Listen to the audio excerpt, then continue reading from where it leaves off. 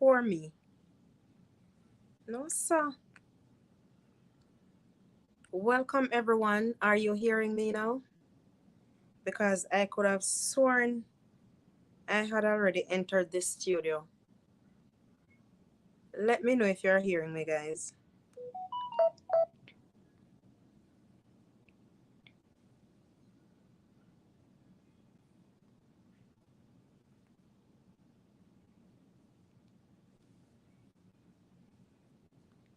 What seems to be happening here?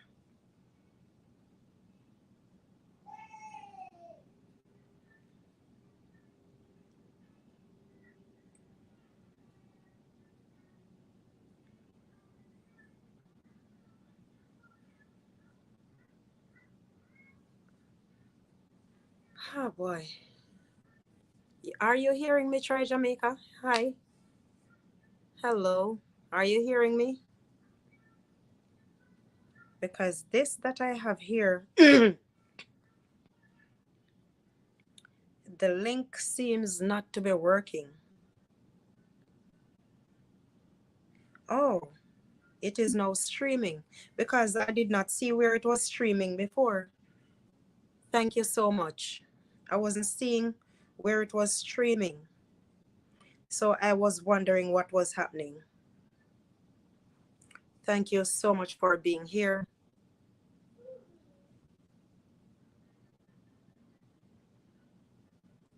Yeah, I closed the camera. You want it open? All right. Is that better?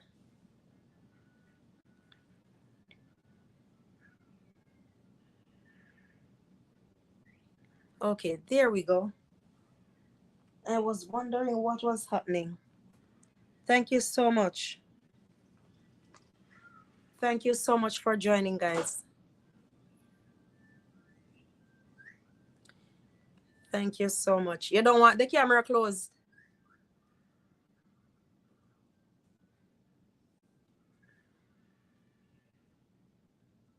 I'm trying to find the, just give me a second. I am going to get right into it, all right? Guys, I'm truly happy that you are here. Just give me a second. I am going to get right into it. All right. So who ready for story? I need my glasses, you know, because I can hardly see the screen. It's blurred. Let me turn on the light. All right. Much better, right? Let me know who is ready. And if anyone wants to come up, I'm going to share the link so that you can always come up. All right?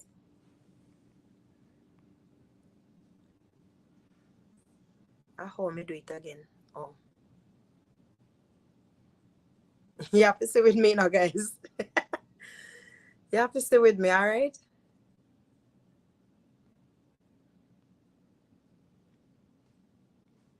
All right, so there is the link. All right, so let's get into it. All right, the thing is, they can always go back and watch it because what is happening is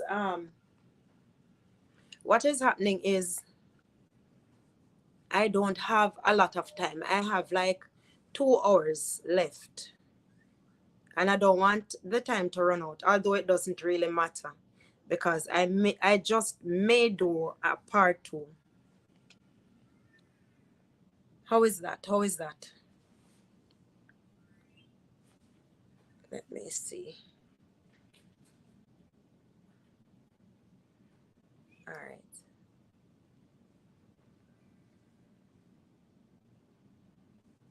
Let's wait until a few more minutes.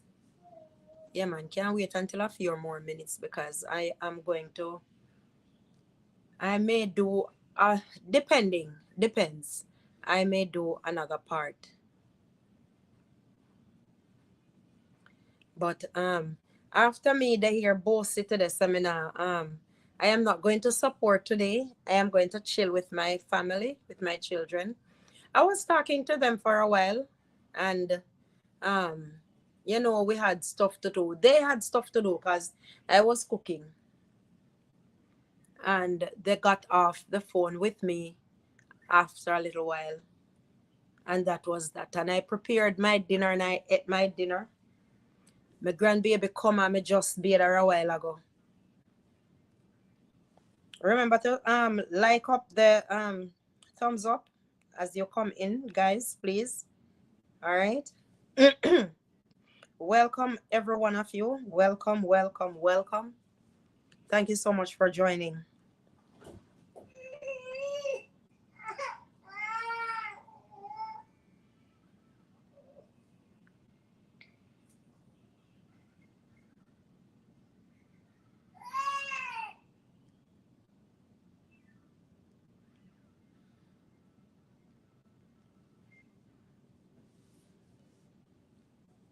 Can I take this thing off? Hi Trey, welcome to the live stream. Welcome to the live stream.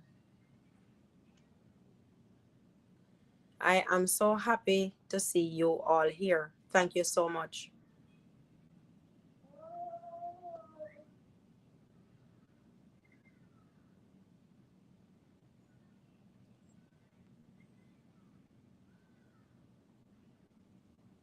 Yes, thank you so much for being here.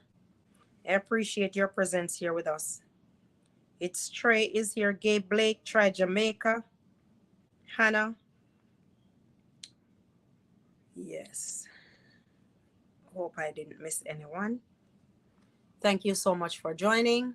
I do appreciate you all. And as you may have seen the topic, I'd like to share my testimony with you. I have been meaning to do this for a while now, but I am just getting around to doing it. I am waiting for a few more, probably another 2 minutes, to see if anyone else will join us, and I will get right into it. All right, guys, so just bear with me. And I have to watch that young miss. Kingdom Worship Ministries, welcome. Welcome, welcome, welcome. Thank you so much for joining. It is indeed an honor to have you here with us. And this is your main face, right?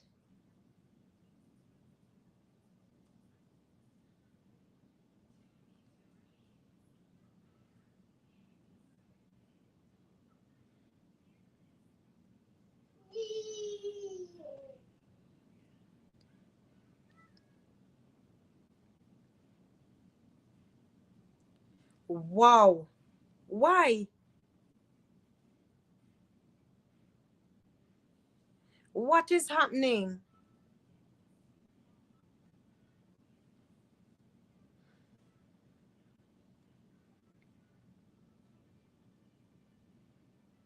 Wow. I am truly happy to hear that.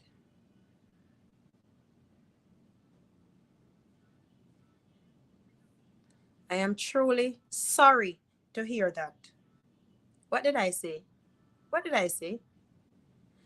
Anyway, I am truly sorry to hear that. I am truly sorry to hear that, my friend. Why? Did you violate any of their laws?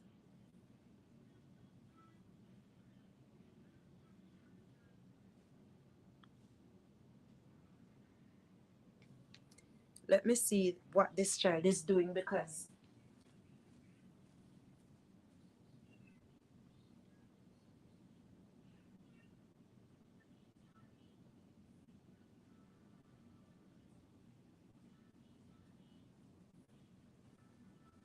my word.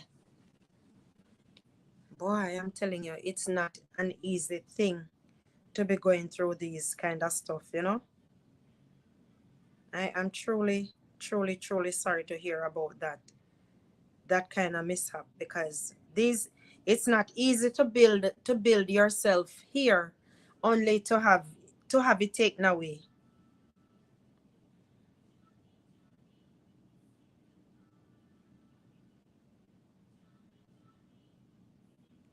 You may have to reach out. You may have to reach out to the YT community.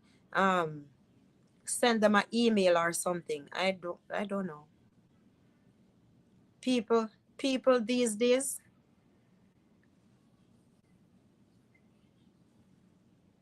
I don't know what to say. I honestly don't know what to say.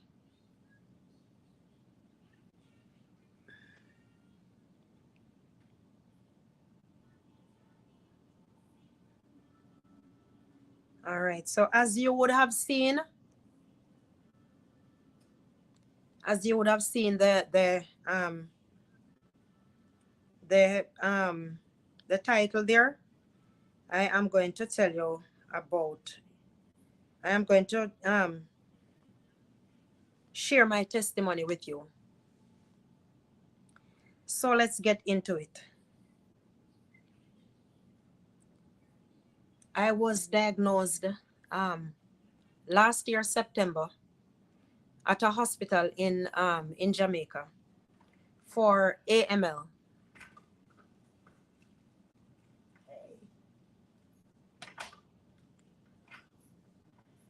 You come back quick, man. Oh, me that's a weird panic. Oh, no, I'm saying you came back. Maybe there. Oh, wow. Where you going to do now? Where you do now? When I'm a room, go cry. Why? I feel like say, to be honest.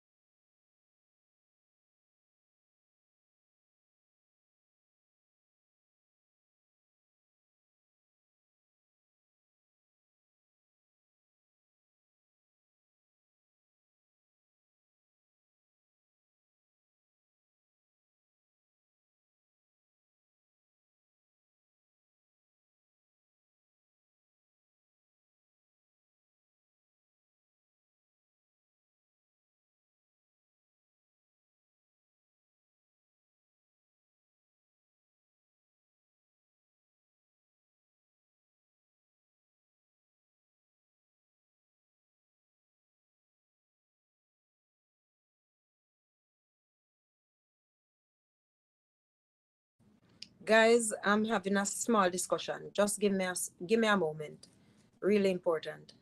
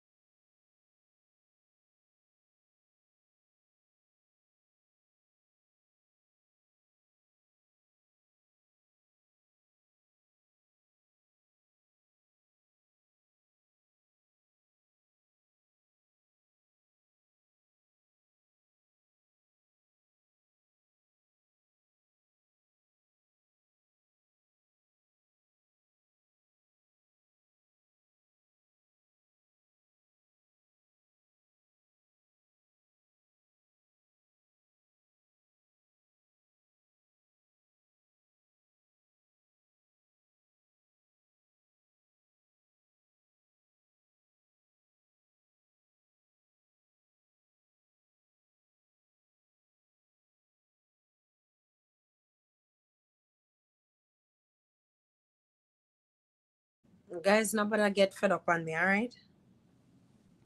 But Jesus. Oh, what happened?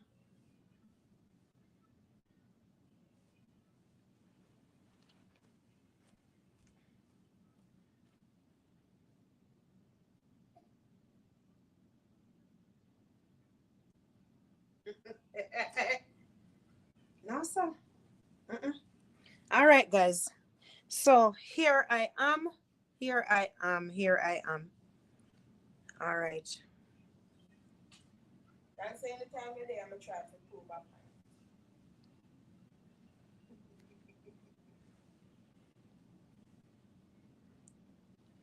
Let me know who is here. Let me know who is here. I'm not even going to answer that.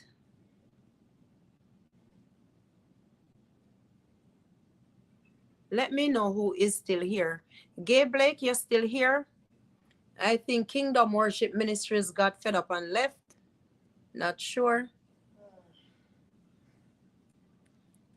And try Jamaica.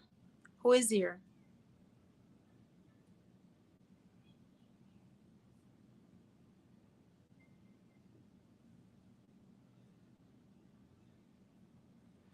All right, Gay Blake.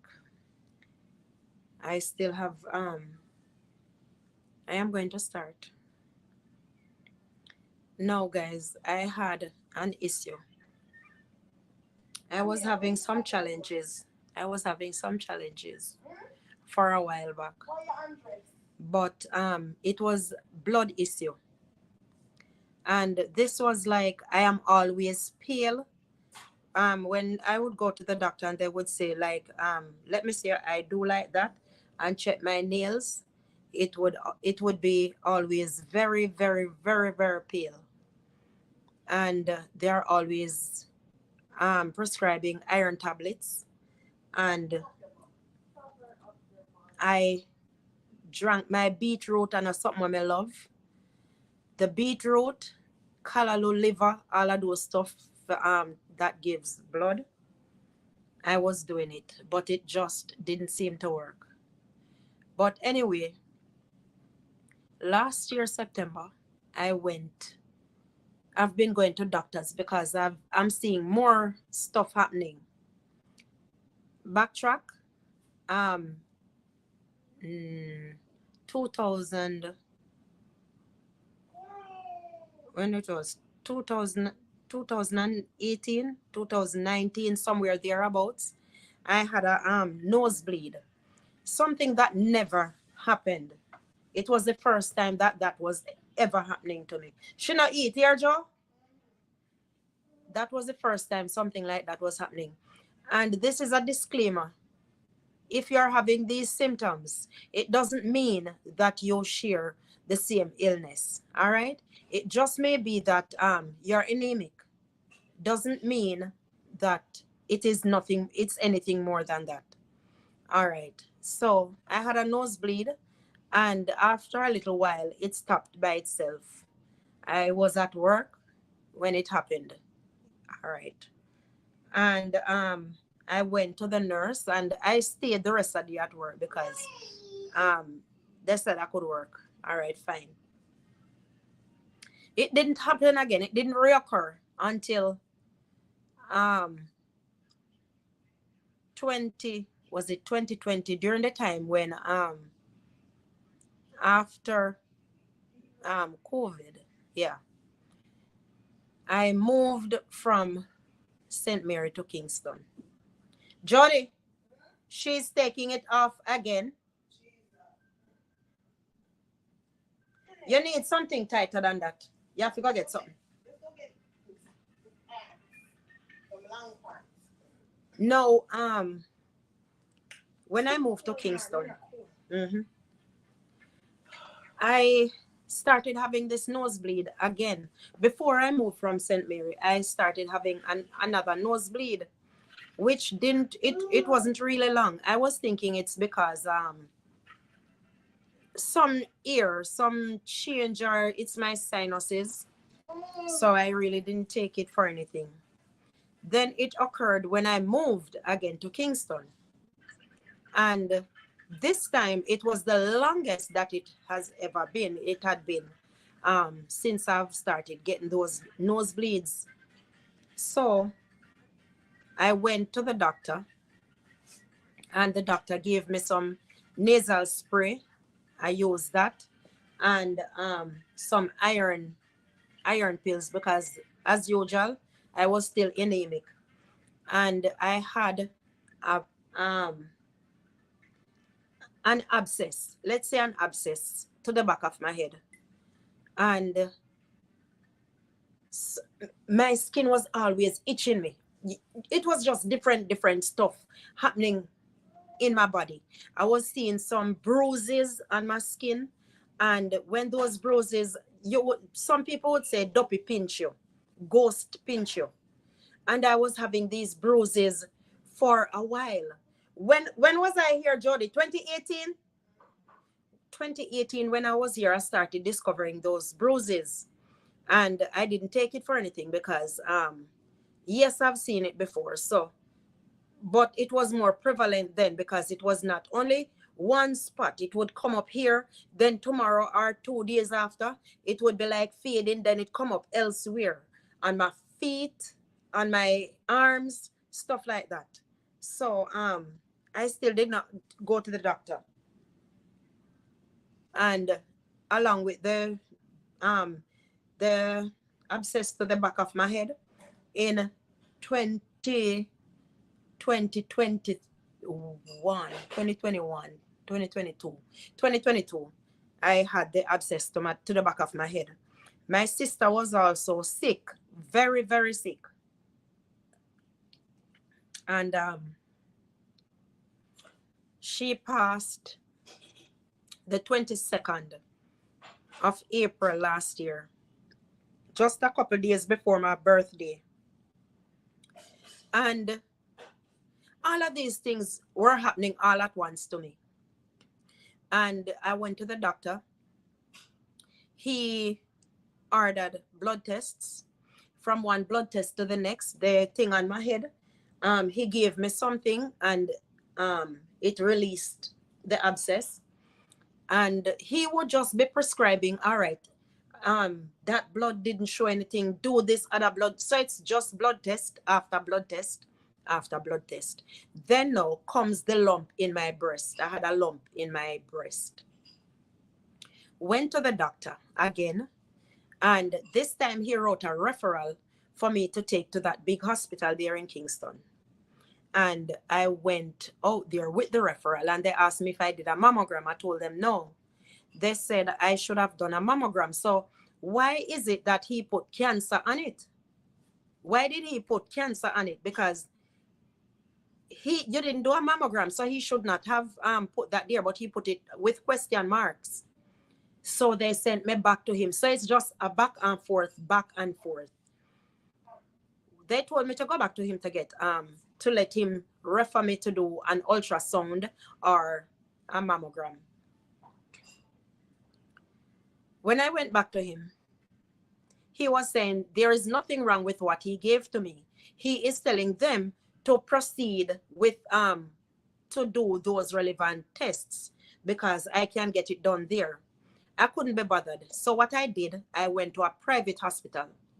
And when I went to the private hospital, they ordered right there and then they ordered an ultrasound. I did that ultrasound that very same day, and it proved that it was like abscess in the breast, and they gave me something to release it.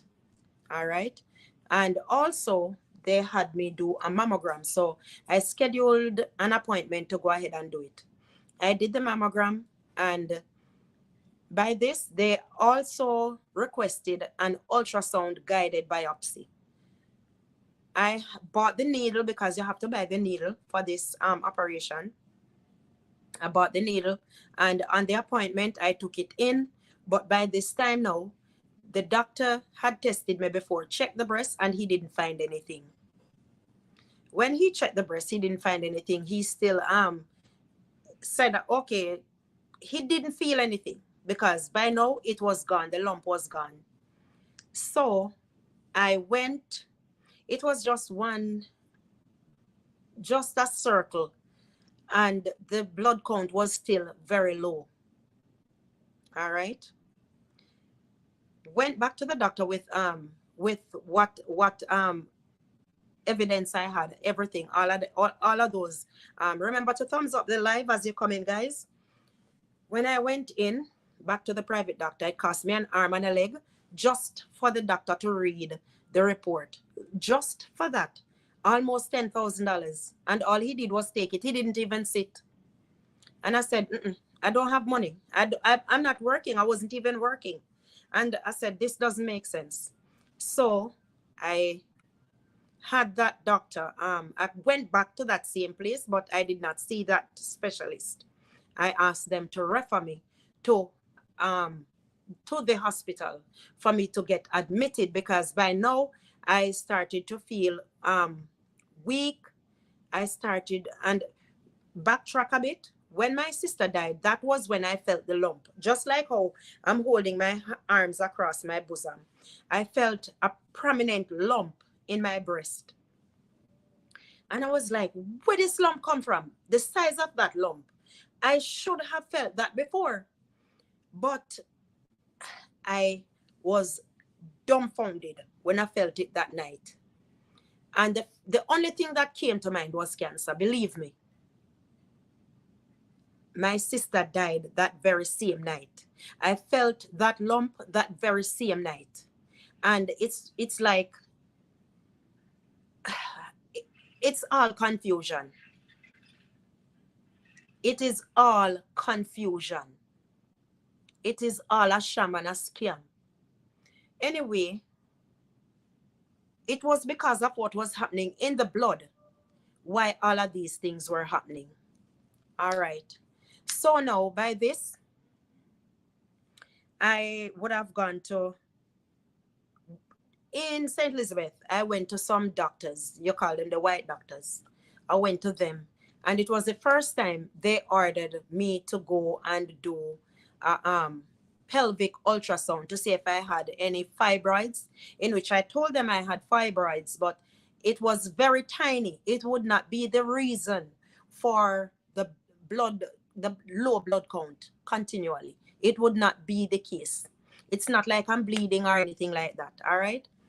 Okay. And what I'm saying, guys, it doesn't mean that if you're having any of these symptoms that you are in the same position. No. Okay. So did all of that, took that back to that place in St. Elizabeth, and the doctors, when they did a blood test, they ordered me to go right now to the Mandeville Hospital and get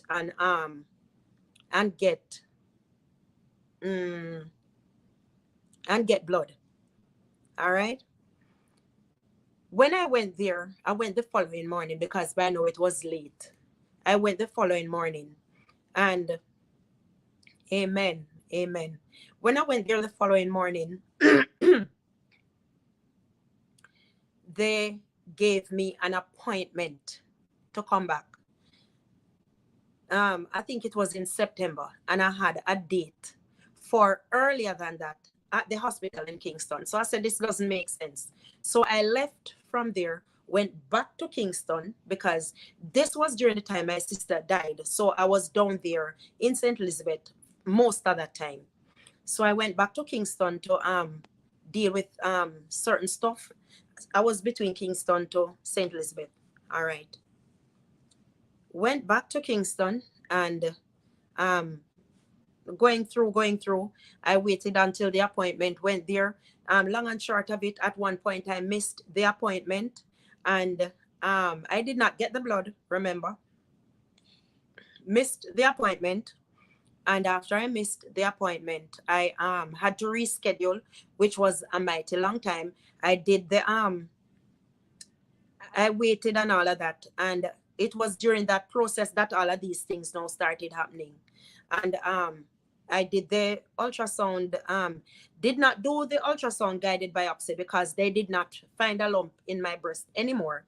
So they couldn't have done that biopsy. I had to take back the needle and to the place I had gotten it. Then I went and did the mammogram. It proved that they found nothing in the breast. So it was just one roller coaster ride. Then the blood was still an issue. I started feeling weak, breathless, out of breath. I could hardly stand. When I do stand up, I would be feeling rather weak, very weak. And it takes me forever just to stand up. When I do stand up, I can hardly walk from here to here without feeling tired. You see that short span from here to here. I have to move very slowly. My heart would start palpitating very hard. And sometimes at night I would lie down and I would wake up out of breath, can hardly breathe. So by now, the doctor would have, we would have moved back to St. Mary because I was having other problems as well. And I moved back to St. Mary. Moving back to St. Mary, I told them to write just a lot of money spending. I asked them, I told them that I had moved back home to St. Mary and they should give me a letter to go to the Port Maria Hospital because it's nearer. Lo and behold, when I went there, they said they don't deal with that kind of issue there because that's a serious matter. All this time I wasn't thinking cancer. So they sent me back to Kingston. And I had to go back and get another referral again. This time I met the best doctor ever. This doctor would have written up everything. He told me I had thrombocytopenia. At the time I couldn't call the word. I had thrombocytopenia. And my daughter, by this time, my daughter now, she would have she would have Googled what it was. I didn't Google nothing because I did not want to know.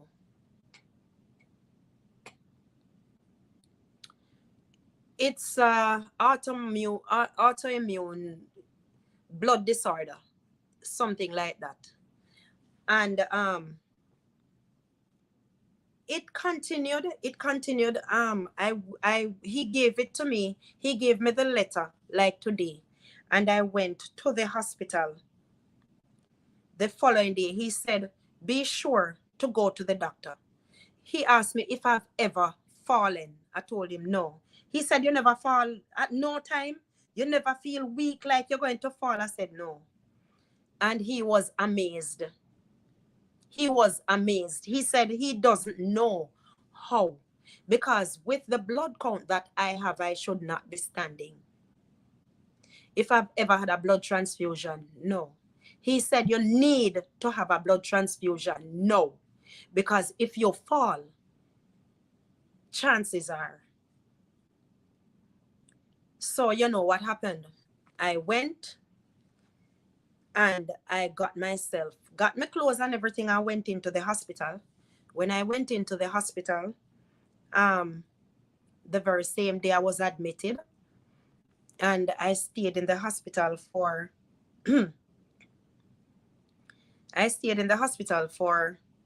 close to a month. They gave me I don't remember. They gave me some steroids. I don't remember the name of it. Wow. Thank you so much for being here, Dennis. Thank you so much for being here. All right, so all of that was happening. They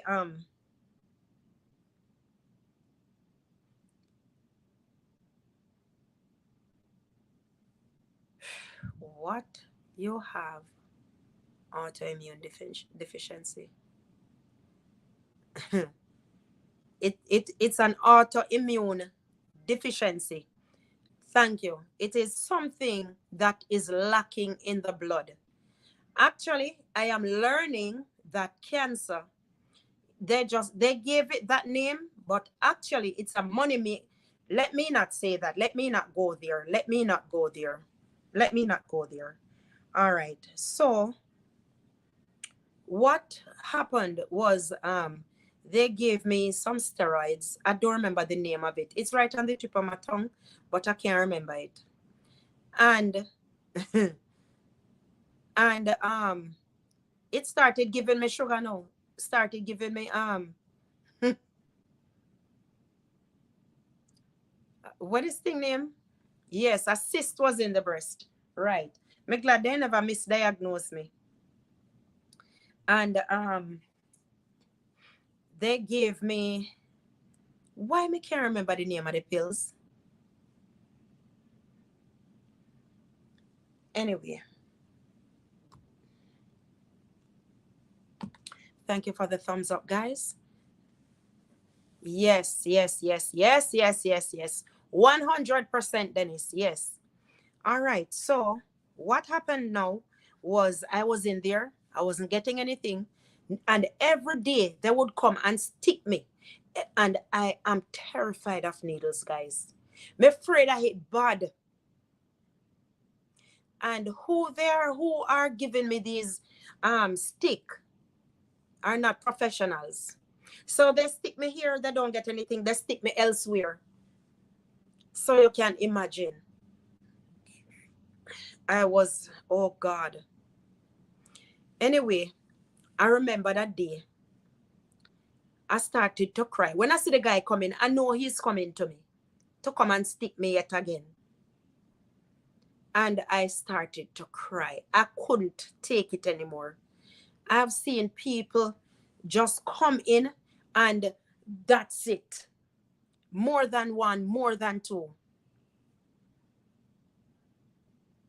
Yes, yes. More than two people just come in, and as they come in, guys, that's it. Them gone. Some of them can't even get a bed. That's how bad it was. They would have to sit in chair 2 days, 3 days. Guys, it's not something nice to remember. It is my worst experience ever in life. I would not want the worst person I can think about to be in my shoe then. Good night, Charity. Welcome, welcome, welcome. Thank you so much for dropping by. Thank you so much. Guys, if you have not given me a thumbs up, you can go ahead and do so. Thank you so much. Guys, it was the worst experience ever. No joke about it. And people would be in the hospital and they are calling for the nurses. My doctor told me not to get up off the bed. Strict instructions not to get up off the bed, because if I get up and I fall, I may not recover because I am not clotting. And I may fall and there go, because the simplest thing gives me a bruise. I don't have to hit anywhere. I am bruised. And I got up. I had to get up off my bed because I'm not used to not bathing, and the bathroom. Whew. You know how it is in our hospitals home. You can call these ladies that wears the pink uniform. You can ask them for assistance. Some of them, I don't know if they have anything named heart. I don't know if they were born with a heart. I don't know. And I said some of them. And they treat you like you're nobody. I am talking from experience. I was there. There were people in there calling for nurse, and they were right there and they did not answer. They turned a blind eye to these people. Not until you fall, and I mean literally, they come and look at you. And that's when 5, 6, 7, 8, and when you were calling them, they would not come. I'm talking from experience. This is what I have seen. Now, I told them, when I saw the guy coming that evening, I started to cry. And he said, what happened to you? What happened? What happened? But he knows that I don't like the needle. And then he's not sticking you at a direct place. I didn't have blood. That was another issue. I did not have any blood. So what is he sticking me for? He still had to stick me to find out what is happening. Anyway, when he was doing his thing, I just let go and I started to cry. And he stick me about 3 times right there because he did not get any blood. And anyway, I said, Father, I want to go home and die. Let me die at home, not in here. I cried. And I called out to God and I said, I don't want to die in this place. Let me not die in here.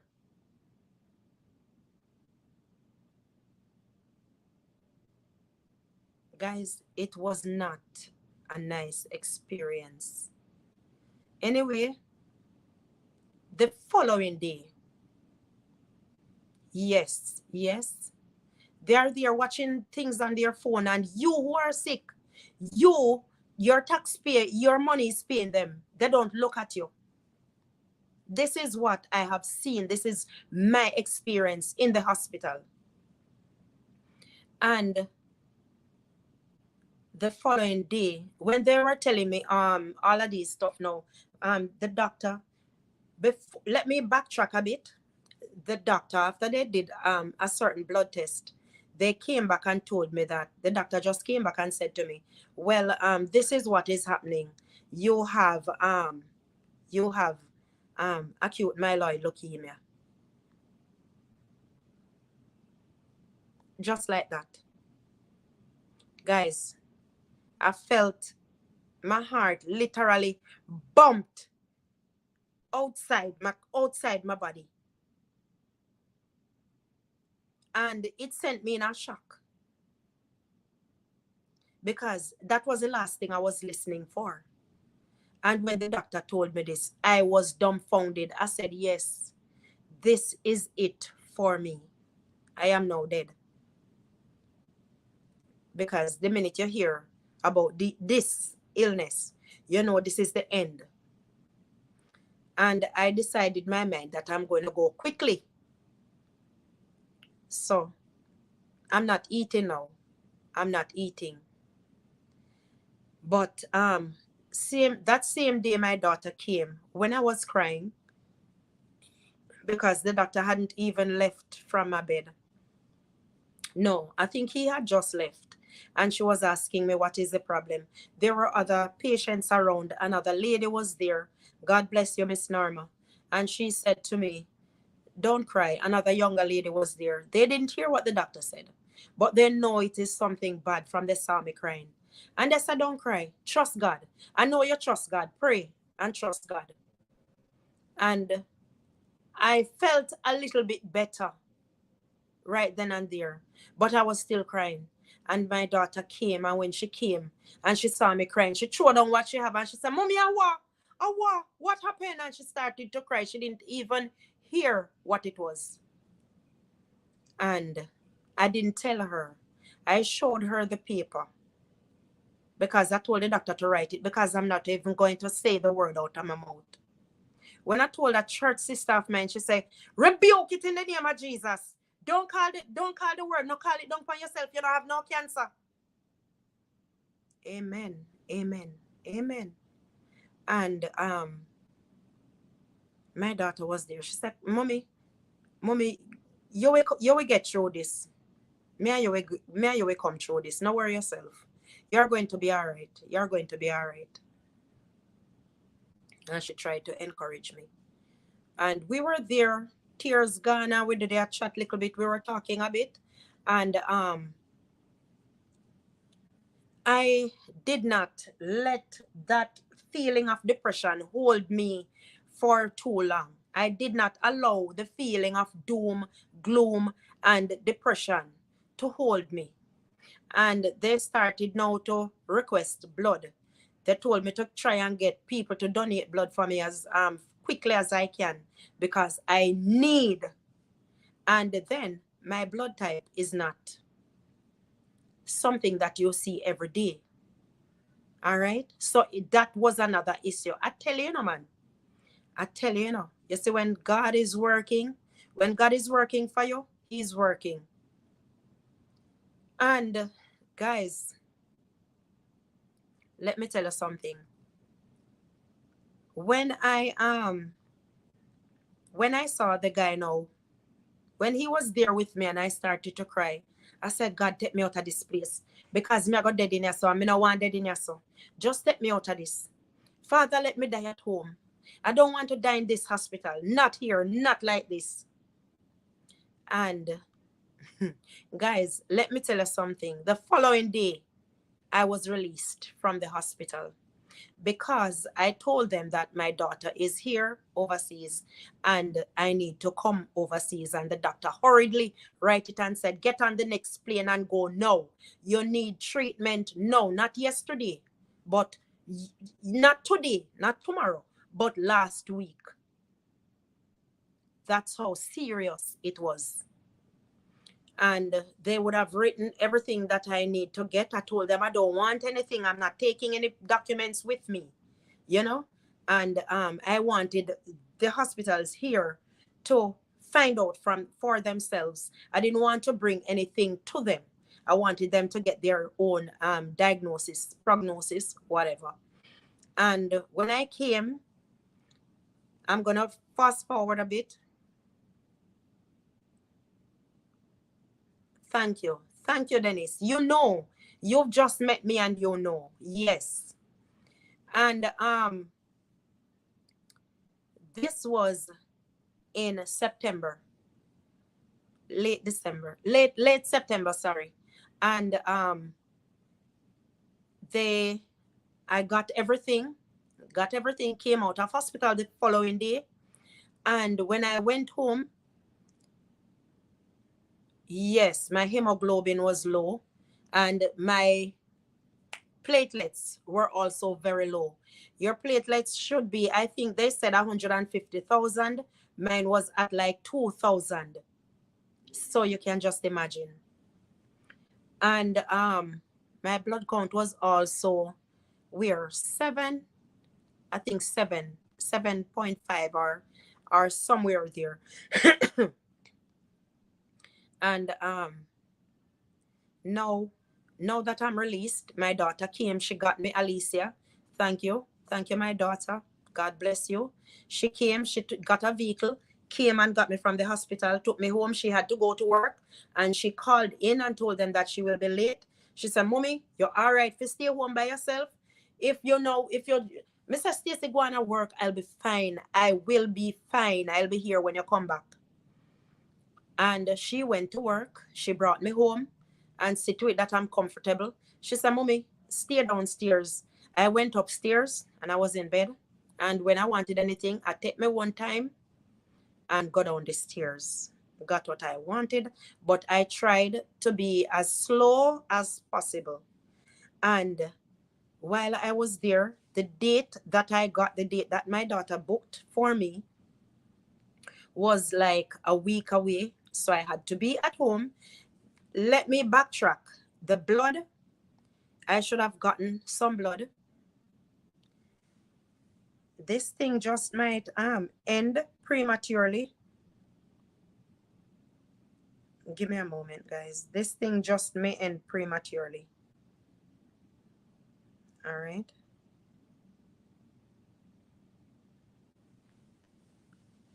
Anyway,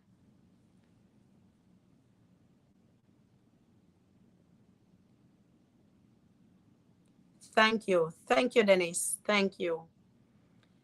No. I was home waiting for the date. The date came. I went to the airport. They gave me a letter because I had not yet gotten the requirements, all the requirements needed to travel, but they gave me a letter from the hospital and told me to take it to the airport with me. When I got there, I did not, I was telling them about the letter, but they did not look at it or anything. But you know what happened to me when I went to the airport? You would never guess what I left. I have 2 passports. One has the visa, and the other one is the up-to-date passport without the visa. I took the passport that has no visa. My other passport is left in St. Mary. I am in Kingston. I could not travel that day. They told me to come back the following day. When I went back the following day, no, the bones would not be broken, no. I would just not clot if there is any bleeding. I would not clot. And what was happening, guys, was the doctors told me in Jamaica. I told them how long I've been having these challenges. You know what they told me? If I had these challenges 6 months. Welcome to the live stream, Miss Monica. Thank you so much for coming. I do appreciate you here with us. Thank you so much. Welcome. The doctors told me if I had this condition a year, I couldn't have it 2 years ago. I couldn't have it a year ago. Because if I had it even 6 months without treatment, I would not be here today. But I know what I know. I know what I know. I have been having that issue for so long. Very, very long. And when they said that to me, I just left it because I know what I know. And give me a moment, please.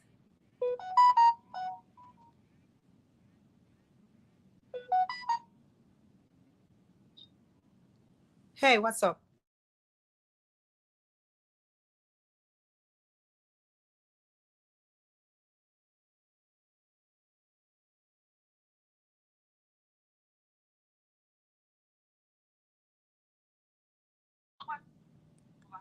All right.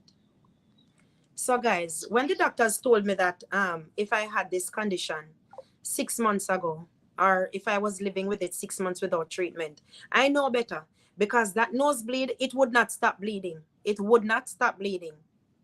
And I've never had nosebleed for a week. Anyway, seriously? No, man. No, man. Something is wrong.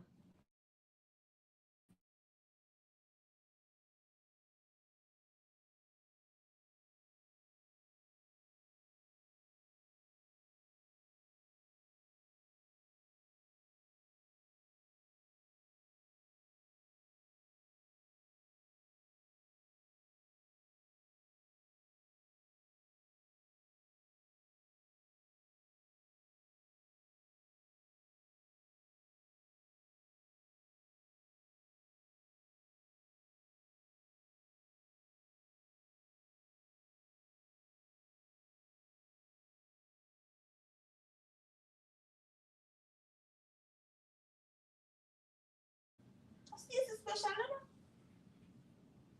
it is humor. All right, Mama Gay. All right. But then you don't want to come out from it. All right, Mama. So anyway, I went back to the airport. Let's get back to the airport now. I went back to the airport the following day. I got my passport, went back to the airport the following day. When I went back, there was a storm. So my plane was not coming.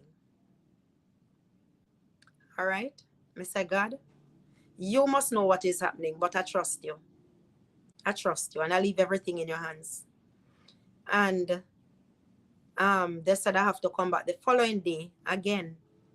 No, by this time, I showed the person the letter. All right, Mama, if you have to sleep, that is it. That is how it is. Yes, man. And thumbs up the live as you come in, guys. Thank you so much for joining. I do appreciate you being here with me. No, when I went back and I showed the guy the letter, the guy is saying to me now that if I called a number, if I was given a number to call to let them know about the letter, and they will give me. Okay.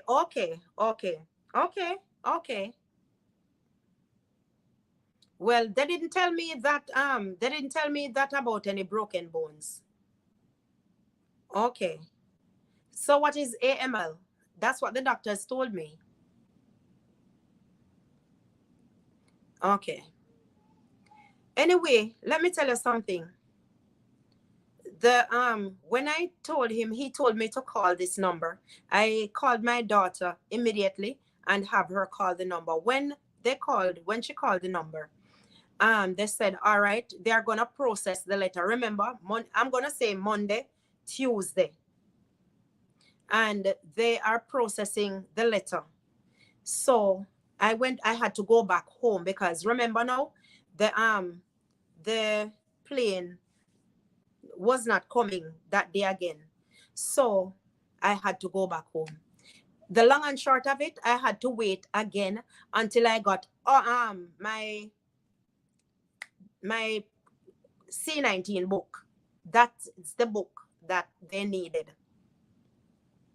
And I did not have it in my possession as yet. So they had given me a letter to travel with, and they did not accept it. They declined the letter.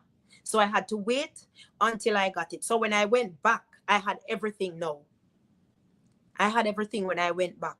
So when I went back now, I was good to go. But each time I go,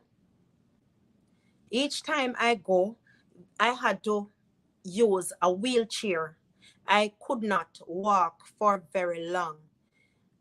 I'm tough enough. Hey, how are you?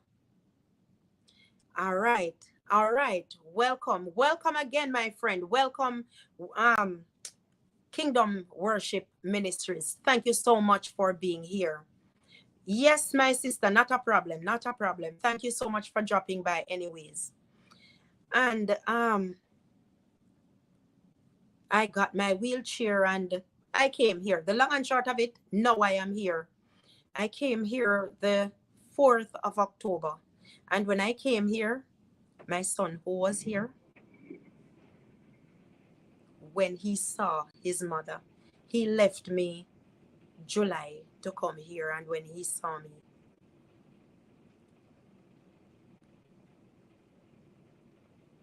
yes, they have to track. Yes. When I came here, the 4th,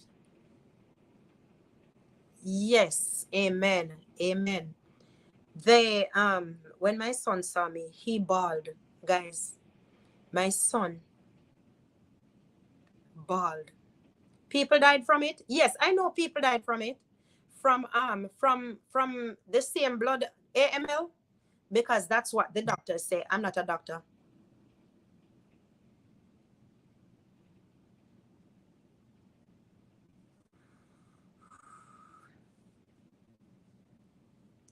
Anyway, guys, what is happening, Lord? What is happening? You sit high, you look low. You figure it out. Me can't figure it out, but you can. Take control. Take the wheel. And I'll leave it right there.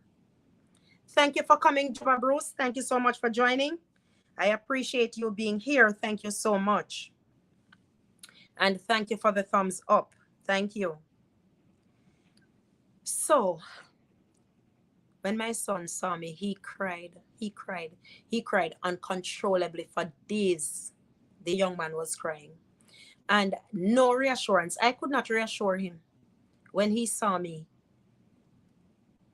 My eyes were in holes. I could not stand for long.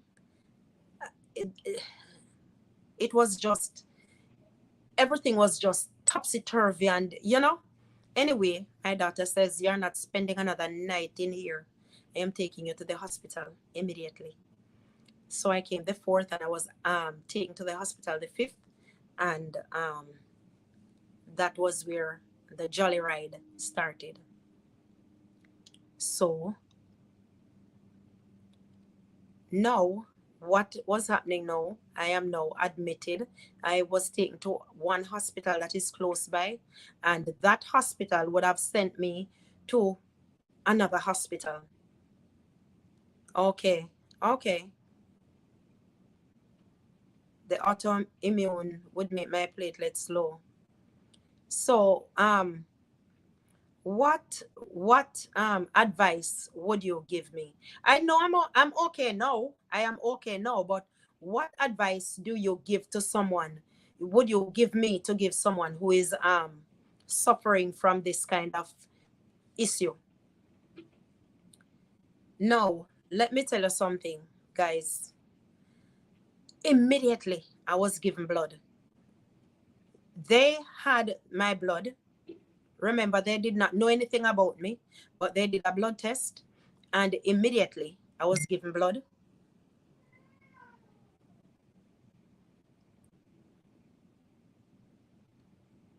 And platelets, I was given blood and platelets that very same night. And I was able to walk up and down like nobody's business. Not as strong, but much better. Okay? So what happened now was I am transported via ambulance to hola, best girl, blessed girl, sorry.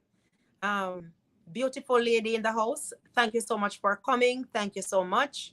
And welcome to this live stream. All right. Thank you so much. So when I went now to that hospital, you're going to bed. Oh my, hush. And let me tell you something, guys.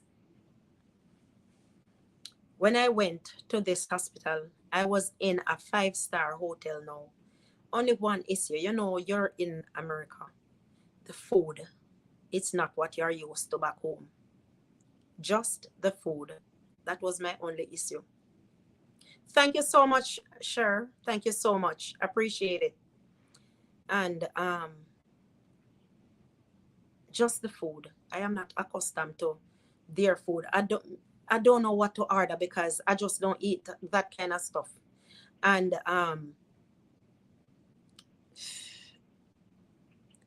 I can't get anything to eat. Anyway, I started eating now because my eating also, I couldn't eat much anymore. I could hardly eat. Didn't have any appetite. So now I could eat, but I didn't have what to eat. So the hospital is far from my home. My daughter, it's not easy for her to come and bring stuff for me because the hospital is over 2 hours away from her. She have a young baby. All of that. It's a challenge for her. And my son, he doesn't drive. It's a challenge. It was a challenge. But being in the hospital, it's not like I am back home in Jamaica. Yeah. And it was just different, but I felt at home in the hospital. And the nurses, I am telling you, the nurses and the auxiliary workers, the doctors, they are a charm. I'm telling you, they are a charm.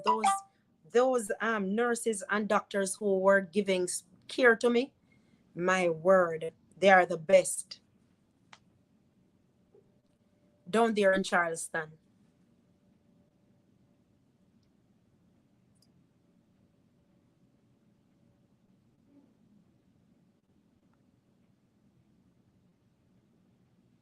Those guys are the best down there. They took real good care of me. When I tell her that they take care of me, they truly did. They did a fantastic job. Now, when I went in that night, some specialists came, about 6, 7 of them, interns and doctors. They came and they interviewed me, asked me some questions. You know, when you go in the hospital, what has been happening, what is taking place, and I told them pretty much everything. And they did their blood test, and they came back now and told me that this is what is happening to you. And to how they gave it to me, even though I already knew, because they told me this from back home. So I was now, my mind was already made up, because I now knew what to expect. So when they told me, it wasn't a shock. And quite frankly, they took the very best care of me ever, I can tell you. They now started to make preparations. I needed blood daily, platelets daily, and backtrack to Jamaica. As I said, I know I've mentioned it, the steroids that they were giving me, prednisone. Everyone is doing great, Juba. Thank you so much. They gave me prednisone. Prednisone was the medication that they had me on, and it started to spike my sugar level. So now they started giving me insulin. It was the same thing when I came here for a little while. They would have started now testing my finger. They did not give me the insulin much. Thank you very much. Not my time. They did not give me the insulin much when I was back home in Jamaica. Neither when I came here, because they gave me, I think they gave me prednisone also when I came here, and it spiked my blood sugar a bit, and they had to give me prednisone here as well, but not for very long. And it was a struggle. Let me see, you know, they gave me the very week I went in, they started to you know, make their notes and come at 2 different medications simultaneously at once. One, they would push through the IV, because by now the following morning I was given an they placed a PICC line in my arm.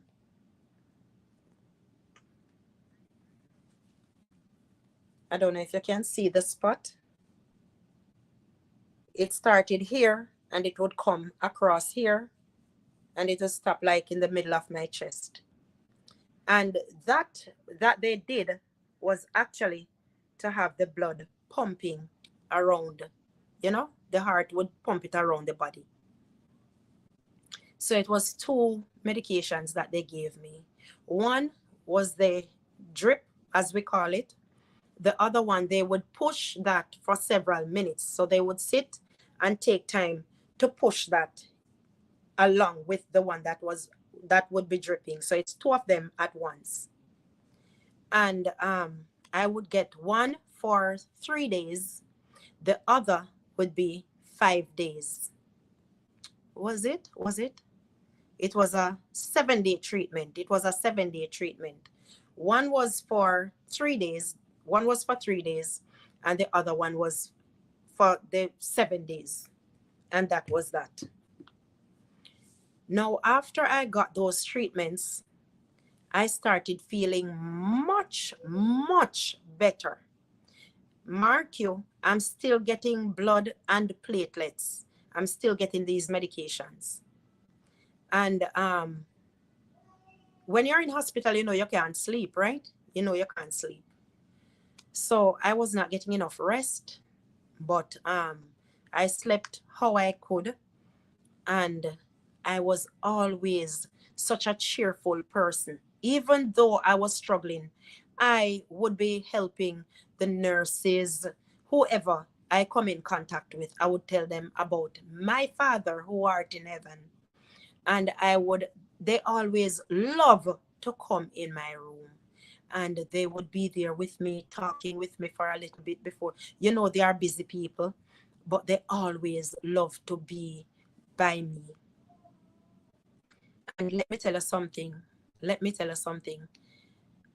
I I would not say I struggled much in there, but I wanted to get out now. I was tired of being in there. The food, the food, the food, the food. But anyway, hi RR. Thank you so much for coming. Thank you so, so much. Welcome to the live stream. Thank you so much for coming. So guys, Jody.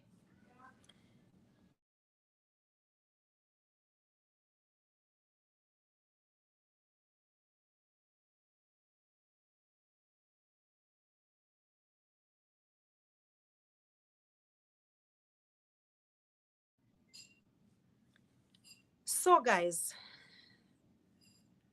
the week of the full dose now is done. And they would have a couple days after that, a couple weeks. I don't remember how long it was. It is kind of like a blur right now. But you had the therapist. They came to find out how strong I was, if I could walk, if I would need any assistance like wheelchair or anything like that. Glory be to God, my friend. Yes, he is so good. He has seen me through Juba. I can tell you that. And they came and assessed me, and they asked what kind of place, if I had to use the stairs or what the condition was at home. And I would have told them, and they took me out for a walk to find out how strong I would be. And they said, wow, wow, they have never seen this. They have never seen this. Guys, I am here for a purpose. Whatever the purpose is, that's I am here. I am here for a purpose. And I was released. I still continue to get platelets up until the time I was released, blood and platelets, because it was still very low. It would not go up. It would not pass a certain threshold. At one point, my platelets went up to 4,000, and it was there and it just fell again. So I don't know what was happening, where those platelets were going. I'm telling you, up to 3 bags per day I would be getting. And no change, platelet was still low. I started now to get spots of bleeding on the brain, and I had a little pneumonia. My spleen was swollen. There was just so much happening. There was just so much happening, guys. But bit by bit, I overcame all of those. All of those. Lung was giving me problems. They had to put me now on a heart monitor. They had to also give me oxygen. I was just going through it when I was in there for those 6 weeks. I was released the 22nd of November. So this November, the 22nd, I would have 1 full year being free. Well, not free, but yeah. And they sent me home. When I came home, I was much more active. I was moving about as before, and they were really happy, but they were still scared. Okay, mama, okay, that's fine, yeah. They were still my daughter, they were not eating, especially Chelsea, not eating, Alicia. They were worried, they were scared stiff. Anyway, as time goes on, they would have been a little less on edge. They were still on edge, but a bit less. Wow. Yeah. But here I am. Here I am today. I am still here. I'm giving God thanks. I am giving God thanks. I have to give God thanks. And let me tell you something, guys. It's only because of God's grace and his mercies why I am here today. I can tell you. Nothing else. Nothing else. And came home, as I said, and I was able to do chores now, but they don't want me to do anything because they are still scared. But I am not one to just sit idly doing nothing. So I would make myself useful. And um this minute I'm up, the next minute I'm down. This minute I'm up, I am in limbo, guys. I am now in limbo. I am wondering which way should I go. This is me every day, every day. Even though I'm putting the best outside, but sometimes it's as if I can hardly, I don't know what way to turn because I am still not eating much.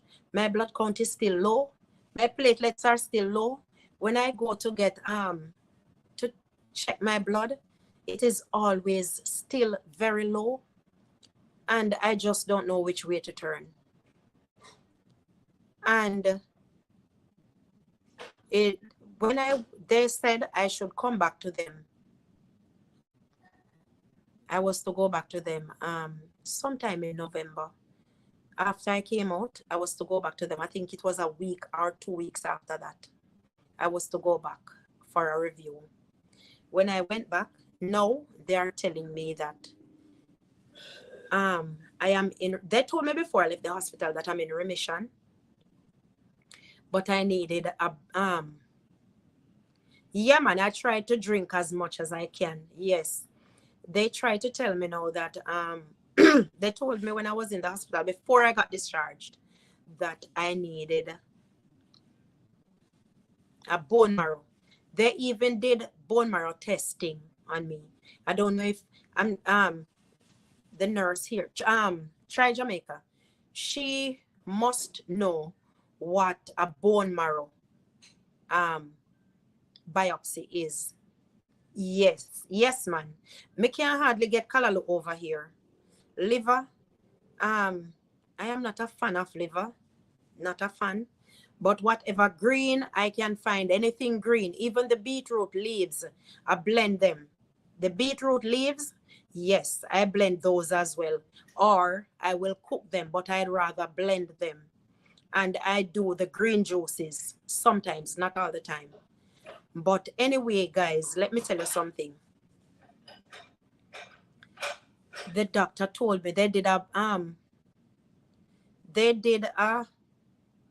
bone marrow biopsy when I just went in, where they would drill in my back, and they said it's from the pelvic or somewhere there. You're not eating, Anjo? Oh, they would they did that test, and it was, the disease was in my bone marrow, and so that's when they said, okay, I'm going to need the bone marrow transplant. When they discharged me, they gave me a date to come back. I went back to them at the outpatient clinic, and when I went back, now they are telling me that I need to do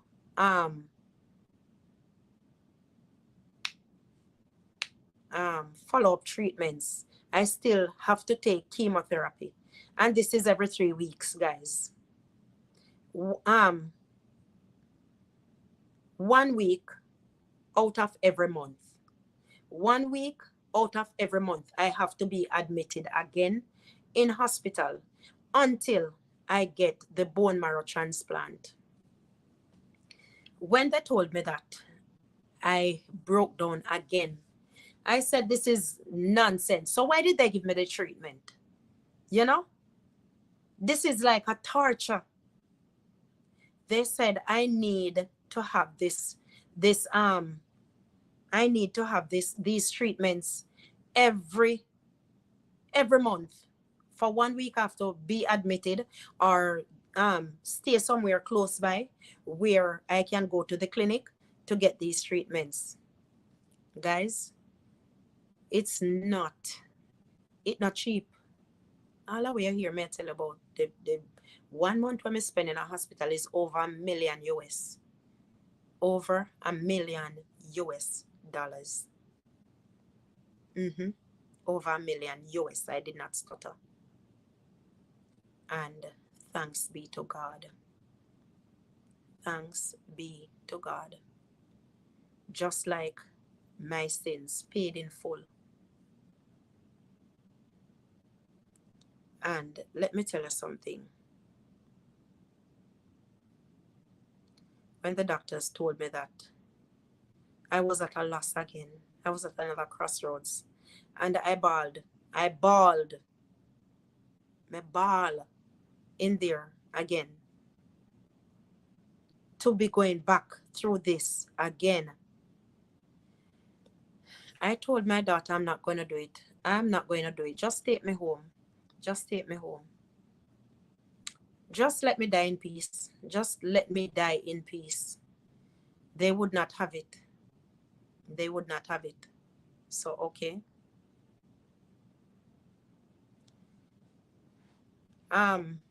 You mean me, Gay Blake? Are you speaking to me, Gay? Just listen, man. No. When the doctor told me that I'm gonna need this bone marrow, I did 3 bone marrow biopsies. I did 3. One before, the other one. Hi Jojo, welcome, welcome, welcome. All right, Gay, I heard you. Thank you. When I heard when they did the first bone marrow, it was in the bone marrow. The disease was in the bone marrow. All right. So they went ahead after treatments and found out that I am now in remission. It is no longer in there. They didn't tell me then, but they told me later on that it was 1% now in there. It was 1%. All right. Now, when they told me that I needed this bone marrow transplant, I need 200,000 US. Okay. Okay. I need $200,000 to do this transplant. Now remember, Mark, I'm not working. Where am I gonna get that money from? And then you need a match. You also need a match. What if the match isn't there? Okay. So now I need insurance. So in order for me to go on that list, I need insurance. I can't go on the list unless I have insurance. So you see all of what is happening right there. And I am home on medications, still going to the hospital getting treatments month after month. And my platelets and my blood, it came up one time. It came up, it was coming up. But then each time, the chemotherapy would delete everything. It would delete all the files again. And I have to start over. And I'm not getting enough time to build. So each time it would wipe it. It would wipe the slate clean every month. So what time am I getting to build? So now, give me a moment, guys.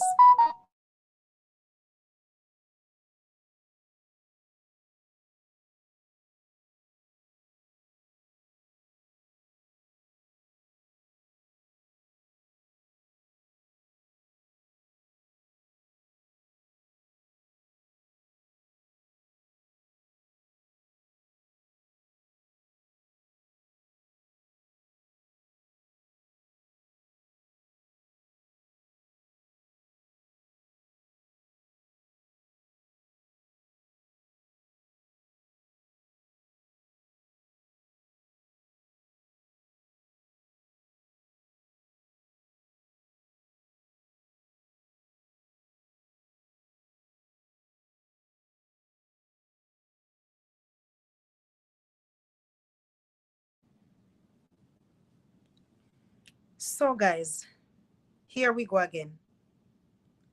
More and more issue. If it's not one thing, it's another. If it's not one thing, it is another.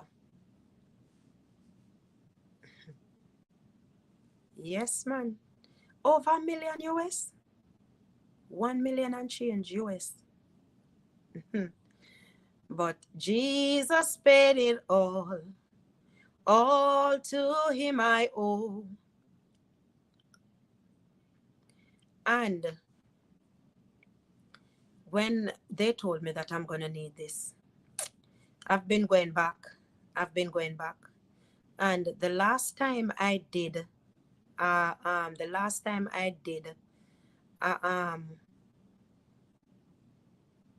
a treatment, the last time I did the chemo treatment was in April. And they said I would be out for my birthday. And guys, let me tell you something. When I saw my birthday, I was elated that I am still alive, because what I was going through, I should not have been alive then. Anyway, I am still in limbo because I'm hardly eating. So you know my blood count won't go up because I'm not eating. I have no appetite. Then the chemo make my mouth taste. It doesn't, me not have no taste for nothing at all.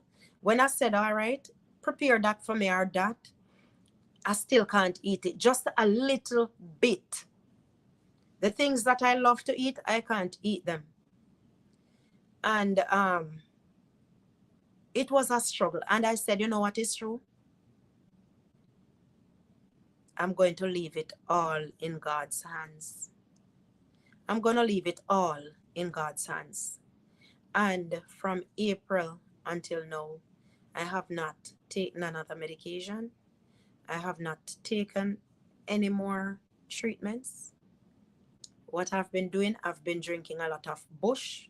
I have left sugar out of my diet, and I have changed my diet.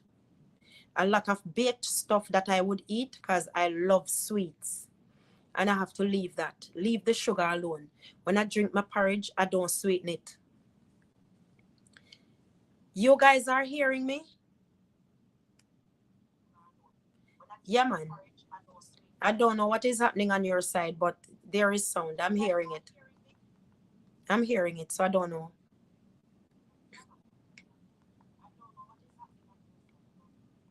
Are you still not hearing? Okay. Okay. All right. Good. Good. What was this? Eat 3 cloves a day. They are very beneficial. All right. Okay. So one Friday night, it was Bible study night, Friday night, Sabbath, into the Sabbath, the Friday night Sabbath, and the Saturday Sabbath. That Friday night, okay, I asked my teacher, my leader, to pray for me. And that night, he said the topic that he would be doing that night is related to the prayer that I'm asking for. And I did not know what it was. But when he started to go, he said, I'm going to pray, but just let me do this topic first. And it was the woman with the issue of blood.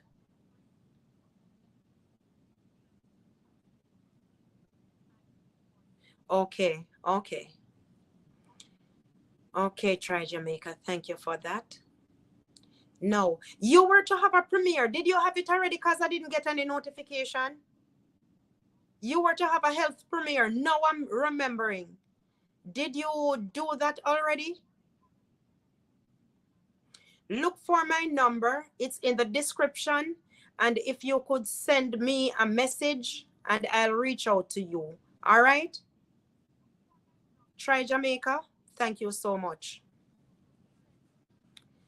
No, that night, the topic one of the topics were the woman with the issue of blood.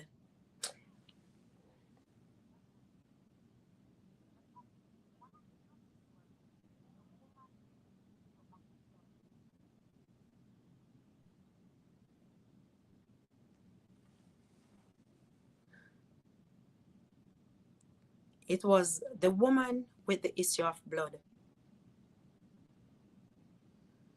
And he spoke on the topic, and immediately after that, he prayed. He prayed, and that night I was delivered. Then what if I am not delivered? What if I am not delivered? Then what? Okay, it is God's will. If I am not delivered, it is the will of God. And there was another lady in the hospital. She lives here, and she has hi Alicia, thank you so much, my daughter. Thank you for coming. Thank you so much. I appreciate you being here. I'm sorry you were not here from the get-go, but you're here now. And this is the daughter I'm telling you guys about, Alicia.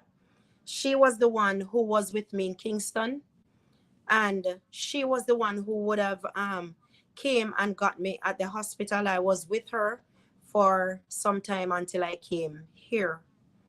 And my other daughter, she was worrying sick because she was back in St. Mary.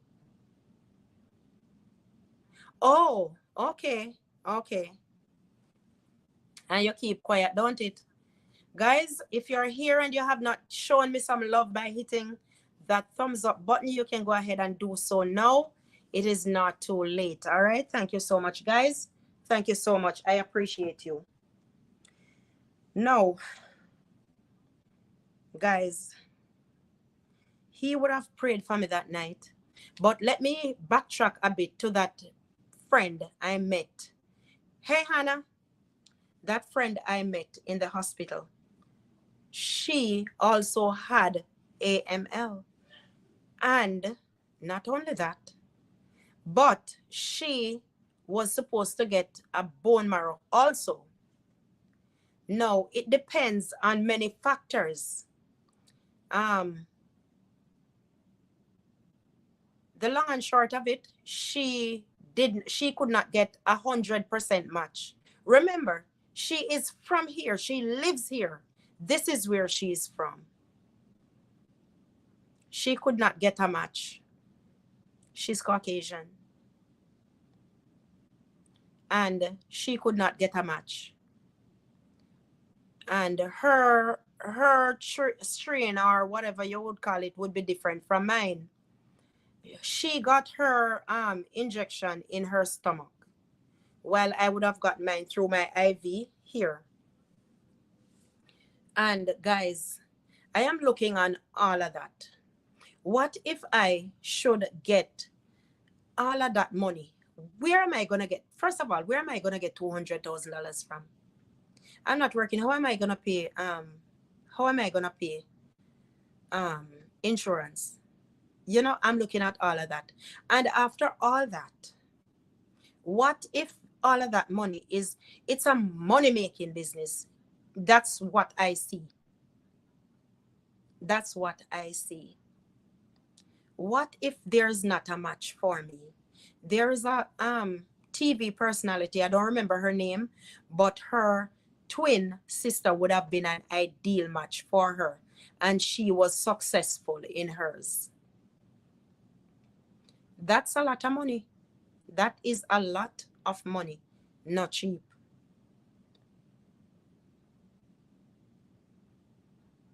I am telling you, try Jamaica. I am telling you. So remember to look in the description. Look in the description and look for my number. And if it is possible, you reach out to me. I don't know if you had that seminar already. You were supposed to give a health talk, and I may have missed it. But guys, let me tell you something. From that night, when that brother prayed for me. That was that. No more medications. I haven't been back to the hospital. The doctor, and funny, funny, the last session, they told me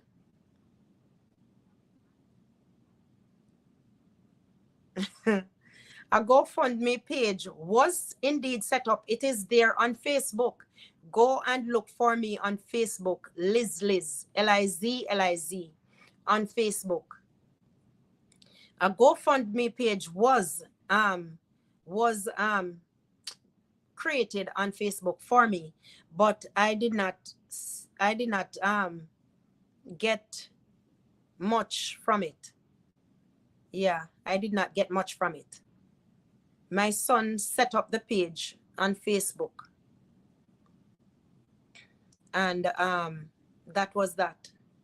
So here I am today, and I believe that I have been delivered. When I was doing the last treatment, this is another part. I asked God, should I continue with these treatments? If I am not to continue, because I was now having second thoughts, because of all of, I need medication. I'm not getting, one of the medication is for 1,500 US. One of the type medication that I was to get. And I think it lasts for a month or more than a month, I think. The rest is much cheaper. That is the only expensive one. So they would have sourced it for me. I tell you, God. No, guys, I asked God while I was in the hospital, should I continue with this? Because I am like in a limbo. At one time, guys, imagine I am breathing freely. The air that God gave to us to breathe, I'm breathing that air freely. And I have to pay for that. I have to be getting CAT scans, CT scans, name them. I have to get them all the time to see what is happening inside. If I'm bleeding, if there's any bleeding happening.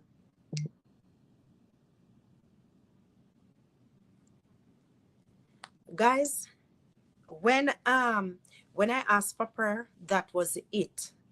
I stopped taking the medications and I started now. I heard sugar is a no. You leave sugar out of whatever it is, because you're already getting sugar. I am giving thanks to him, my sister. I am giving thanks with everything that is within me. Today, any day, I come on here and I worship. I know the reason. I know why. I know where I'm worshiping from. When I get up each day, yes, thank you, yes. I need to drink more beetroot. I don't like it though, you know. I won't lie. I don't like it at all. But now I have mixed it, incorporated it with something else. So, because I used to drink it when I was back home. I used to grate it and squeeze it and drink it. Just like that. Add a little water to it and drink it. When I get up each day, I don't shift the curtains or anything. I'm still in bed. And when I look around me and I see that everything is intact and everything is working, I have to give God thanks. I know where I'm giving thanks from a grateful heart. I know why I give thanks, because I am more than grateful. What God has done for me, no man could have done it. It's all God. It is all God. So guys, when I'm worshiping from a true heart and when I cry, I am grateful, and that's the only way I can express myself. When I cry out to God and I tell him thanks, I know what I'm thankful for.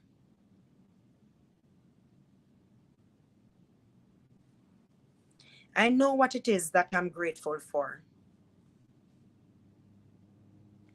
Yes, yes. The worst part for me was when I was admitted to the hospital in Jamaica. I would have said it already, and I say it with no apology. Some majority of the nurses that I came in contact with are the worst. Majority of the nurses that I came in contact with at that hospital are the worst. And they are telling you point blank to report them. They are telling you point blank. Report it. Yes.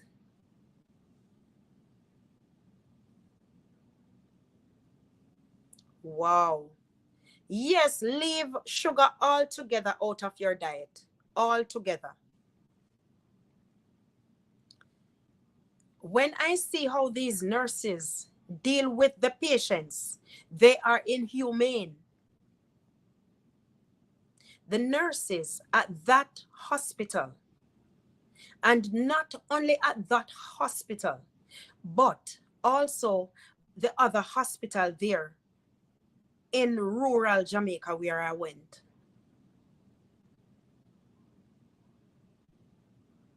They are cruel. They are,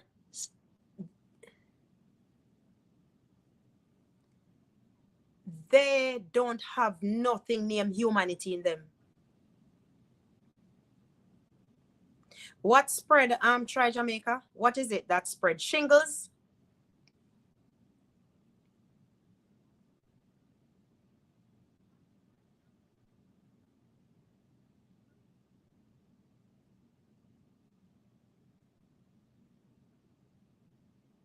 Yeah. Yes. Okay. I left my number in the description, so you would have to get in touch with me, all right? Yeah. For the most part, these nurses are inhumane. I'm sorry to say. My daughter can attest to that. She went to a neighboring hospital to have her baby. And doctors, no, this is not nurses. The nurses were very nice for the most part. But the doctors, 1 million. What is that? Humira. What is that? Okay. Okay. I don't have my glasses. I hardly can. Is it Humra? Humra? My dear, and it wasn't an easy journey, believe me. When I was in the hospital, there was there were several patients who called out to the nurses, and not one answered. When they answer and they say, "Can you come here a minute, please?"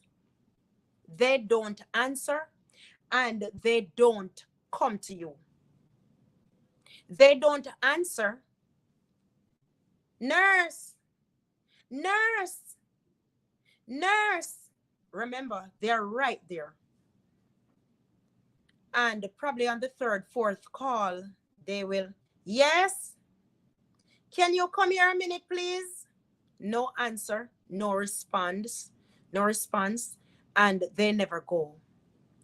I, who am not supposed to get up off of my bed, had to turn nurse's aid for some of these patients. Believe me when I tell you that. This is what I have seen in the hospital in Jamaica. I bet they're not coming and try it. Inhumane to the core. They are not humans. They go in it not for the love of it, but for the love of money. And not only nurses now, but many professions that you see, you're going to the bank and you see a sour face, right? The teller is right there, and it's a sour face that greet you. And you try to be pleasant, and there's not a returning smile. I can tell you. Mayo Clinic. Oh. Let me tell you something. I don't know where they get these people from. And they, because they have education, they go into the system and they maltreat people. My daughter went to have a baby, and the doctor said, I don't have to talk to you. I don't have to talk to you. She was saying, I was supposed to have a surgery from how many days now she was there. I was praying that the baby would not poop in her stomach, because we know if that happens, it's a problem, because she was overdue. And they keep putting off the surgery, putting it off. Every day it keeps put off. And they are not giving her anything to eat. She has to wait. Wow.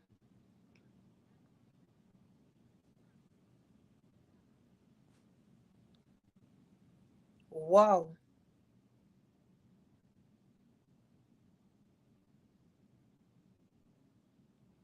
Okay. Okay. I will. Remember to I'm gonna need your number. The number is in the description. So whenever you message me, then I will. All right. But I thank you so much, guys, for being here. Thank you so much for listening to me. And that is basically it, what I went through. And when I saw the 22nd of September, I was so happy, because I am still here. I am still here, and I am giving thanks each day. I am not going to say that everything has regularized, because when you look at my skin, there is a bump right here on my hand. Where is it? Right here. I don't know if you can see it. It was never there all along. If you see that. And that is one of the bumps I discovered after I started to get these treatments. Different stuff started to happen in my body. Even my skin has changed, like the skin of an 80-year-old, 90-year-old person, withered. My features, guys, I don't know if I can find a picture right now to show you what I was looking like back then. I'm going to see if I can find something to show you what I was looking like.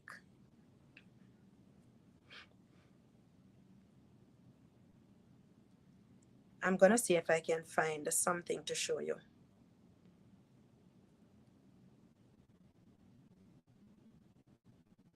All right, I'm going to show you before pictures, and the last one would be the after picture.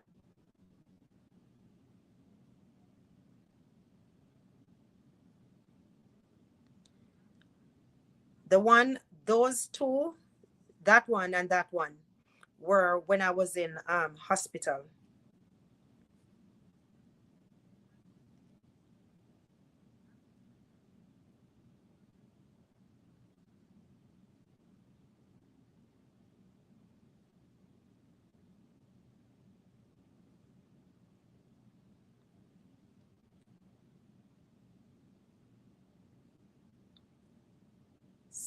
Where are those pictures?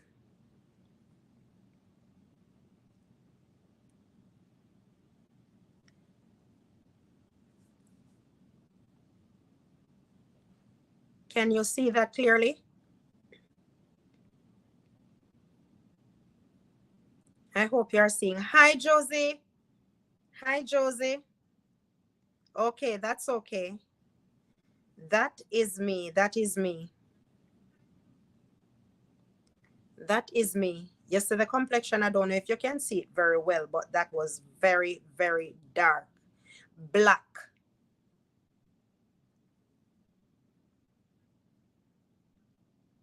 You would never believe how drastically I changed. That was me.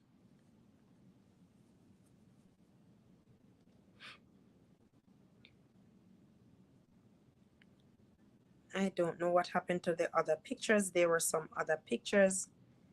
I have not seen them.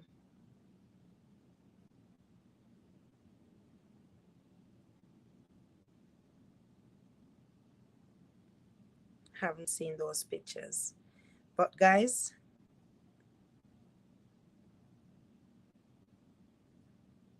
it was nothing easy. It was not an easy place at the time. I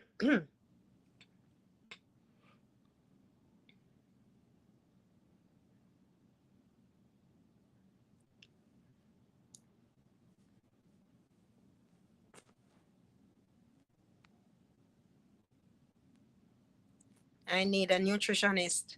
Yes, I look so different. So different. I'm gonna see if I can um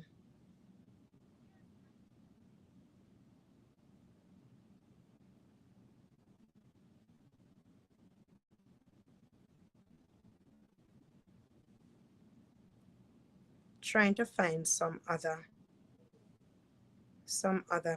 photos when I had just came out. I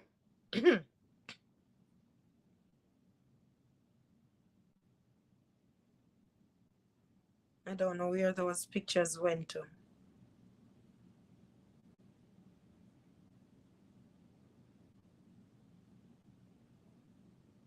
When you see those pictures, you would never believe that they were me. People actually saw me who knew me very well and didn't know that that was me.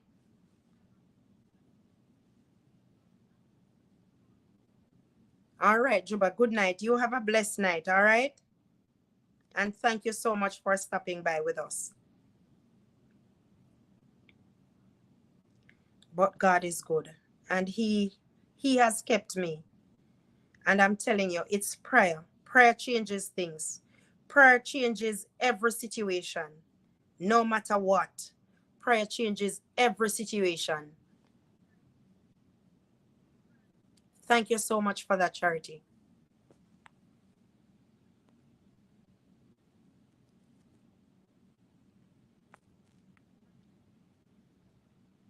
All right, be safe. Yes, yes, Juba, be safe. All right. Thank you so much. Be safe, my friend. Thank you. Thank you so much.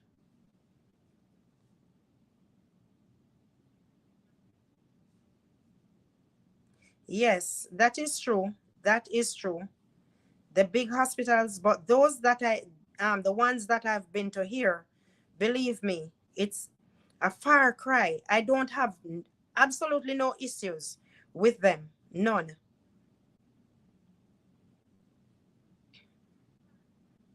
I am going to try to find a picture to show you what I was looking like before all of that.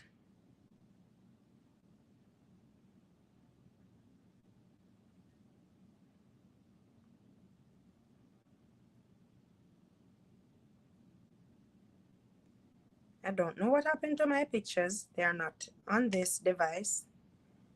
I guess. I guess they're on this one.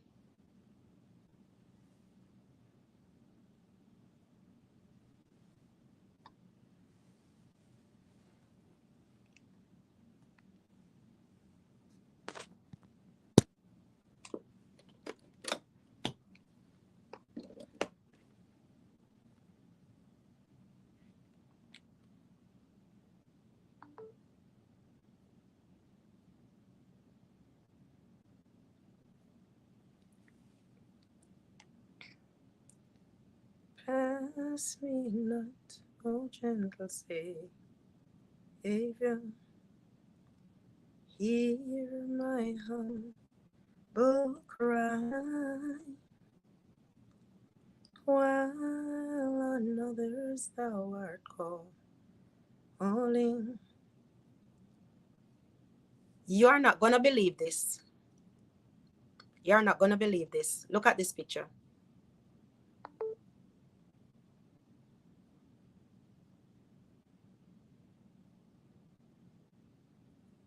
That's when I just came out of hospital. And it's only because you're not seeing the actual you're not seeing the actual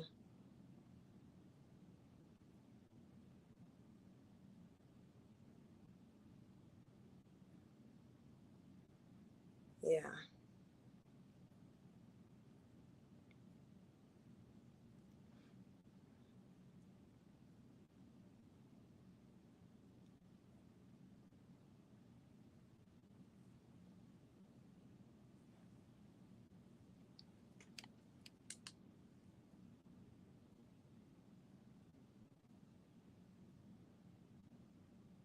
That's me in the hospital.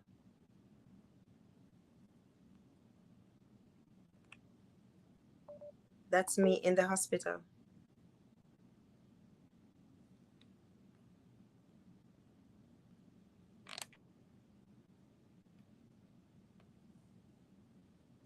Thank you for that. Thank you for that, my friend. Try Jamaica. Thank you so much for that. I am healed.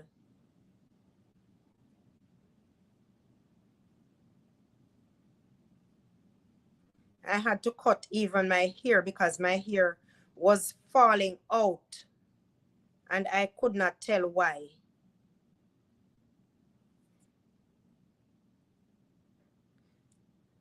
That's me. That's when I just cut my hair before I came here.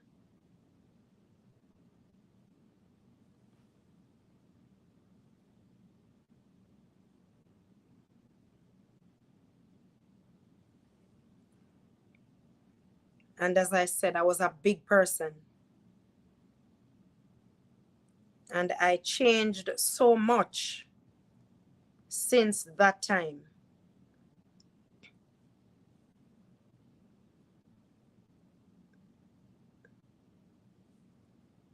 And after that, I don't know.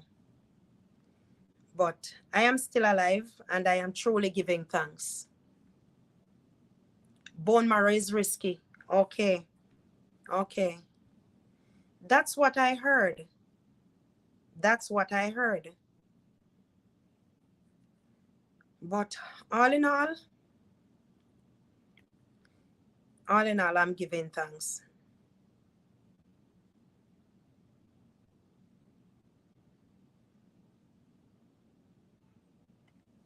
Thank you so much, guys, for being here with me.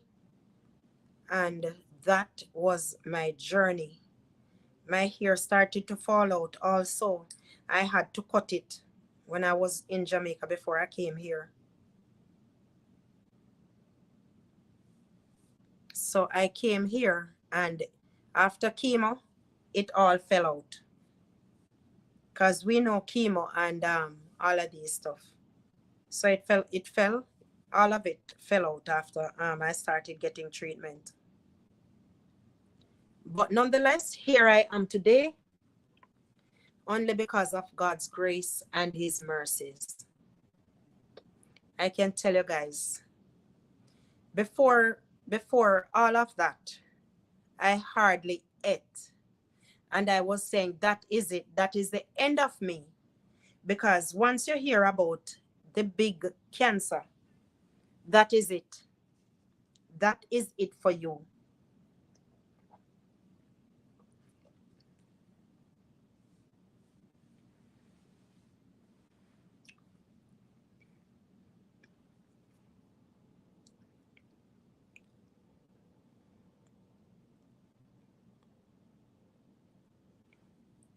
But I can tell her that I'm giving thanks.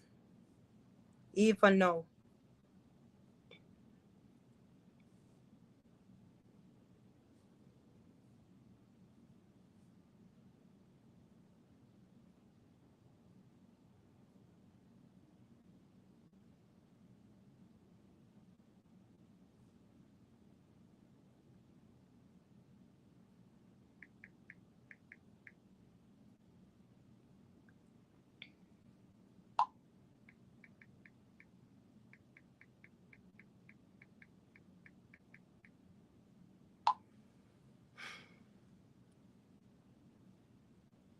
What is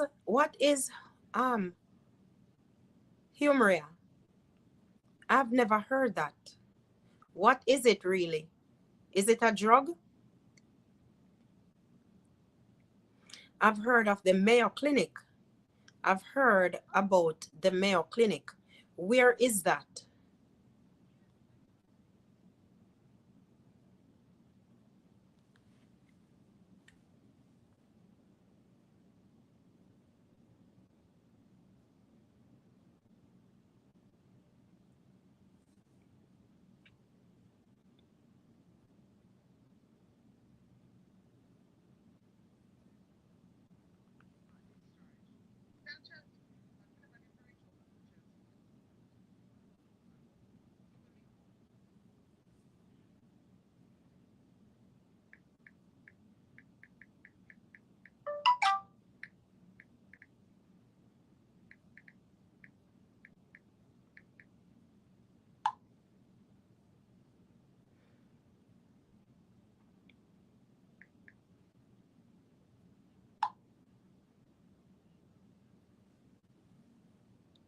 Guys, give me a minute, please.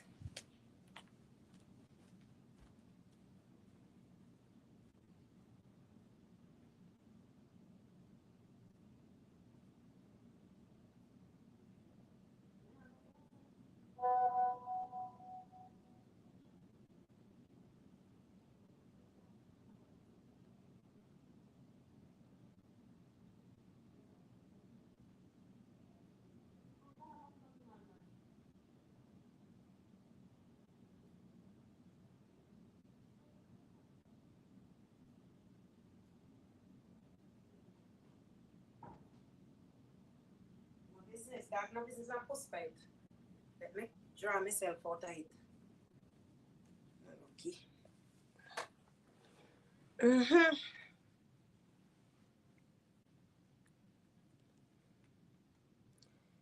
I don't know what humoria is.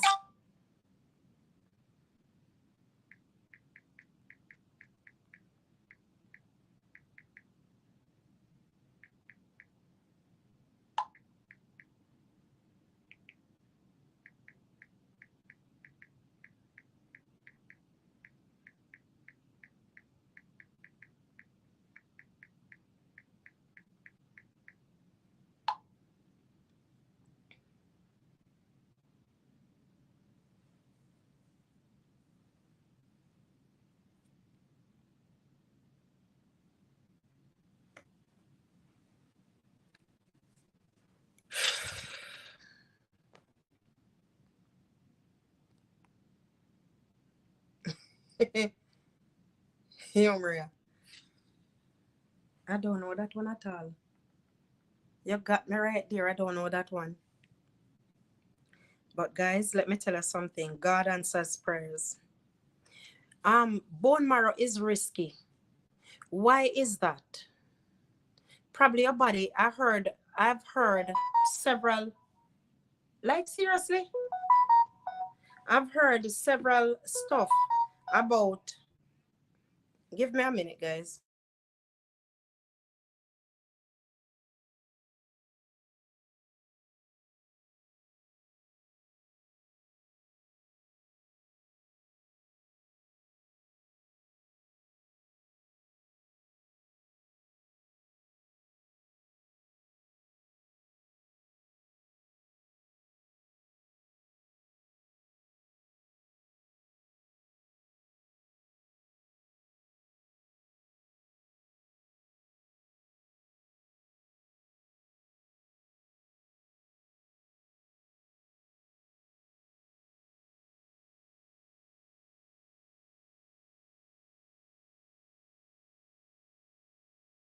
Song. Make Siri sing. My granddaughter is singing for me, guys. Me not hear her. It only takes a spark to get a fire going.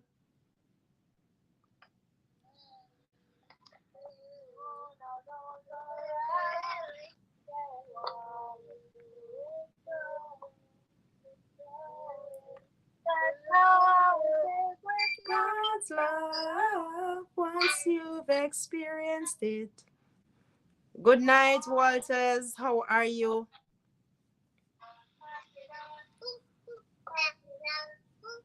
Great job. Great job, Mama. All right. I'll soon talk to you. All right.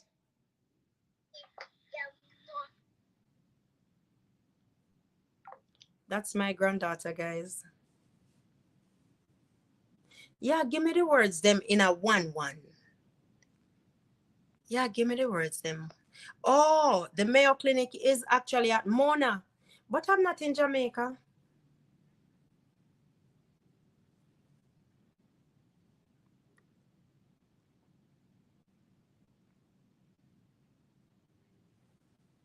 Yes, my dear. Thanks be to God. You are blessed.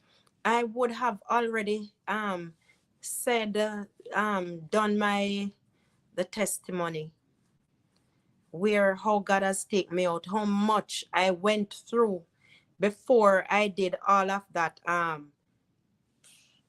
before I did the before I did chemotherapy and all of that. And the doctors were telling me that if I had this disease more than 6 months, I would not be alive. But that is so not true, because my daughters can remember when I had this nosebleed. My nose just wouldn't stop bleeding.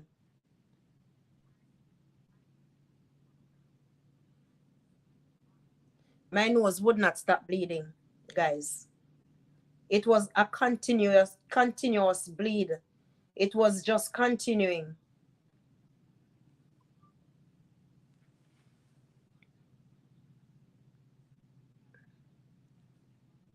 And the doctors are telling me I had this problem from 2018. 2018, I think I came here to visit my daughter. And I had these bruises. I was bruising. I was bruising, and I was not really paying any attention to it. I was not paying any attention to it because you know, in Jamaica you get one bruise, you see your hand black and blue, you don't get any, you weren't hit or anything, and it is just black and blue. People would say Duppy pinch you, or you were pinched by a ghost or touched by a ghost. So I brushed it off. I didn't pay it any mind. But the problem persisted and it got worse to where I could hardly breathe. But it's all there already said, and what I went through. But I'm hearing different stuff. I'm reading up different stuff about bone marrow transplant. I heard it's risky. Your body can also refuse it. You can pay all of that money and it still doesn't work. What about the people who bone marrow doesn't work for them? Then what? Then what? It's, to me, it's like a gamble. You're gambling. It works for some, and for others it doesn't work. That's how I see it. Anyone you want me to do you want to come up here and say something to me? Try Jamaica. The link I can give you, I can put the link out there again.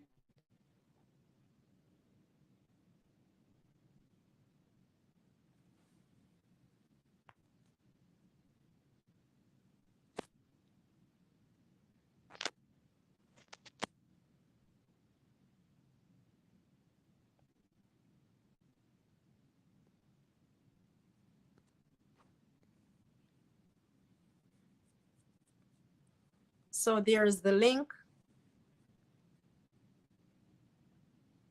There is the link. You can always come up. You know, you can always come up if you have a question, if you want to ask anything.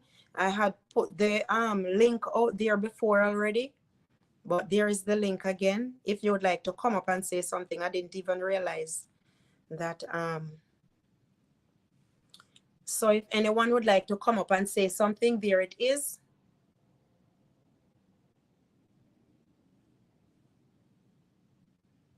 Any questions, guys?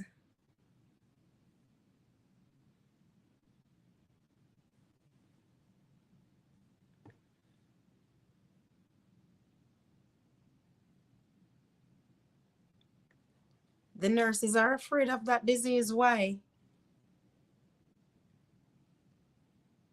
You can click on the link and come up and share your views if you would like to do so. Anyone would like to come up and talk with me?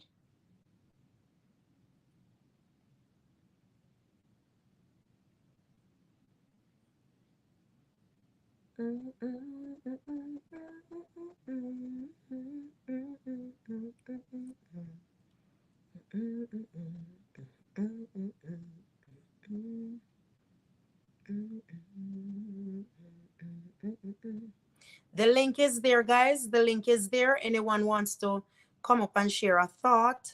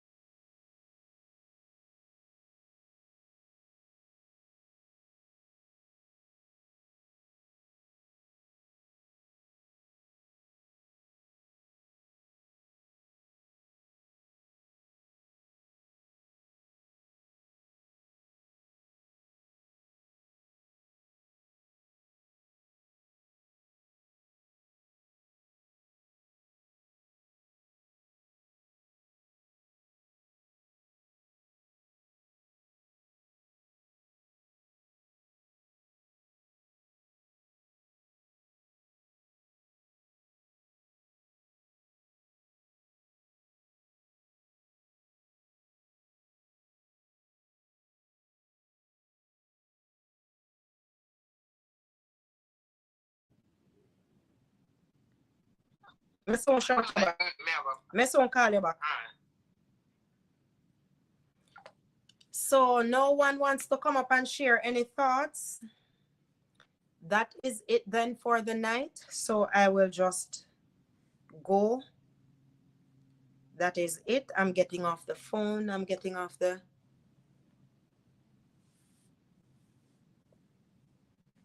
Try Jamaica, come up and talk to me, no man.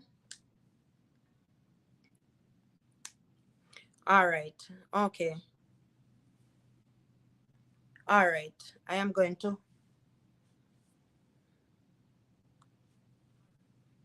And that's the name, right? Hold on. Hold on.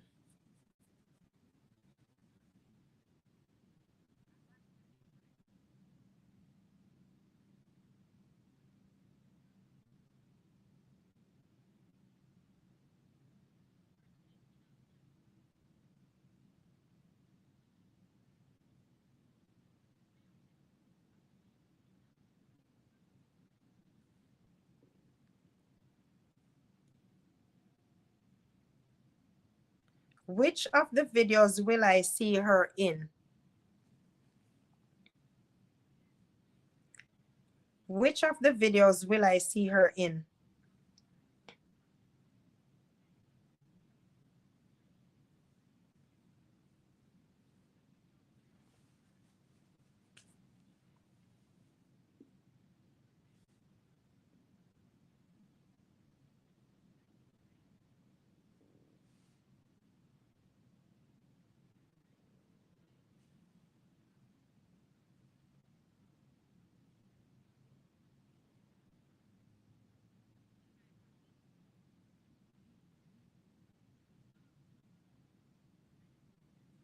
Me no know which one I video. Which one I video me feel look on.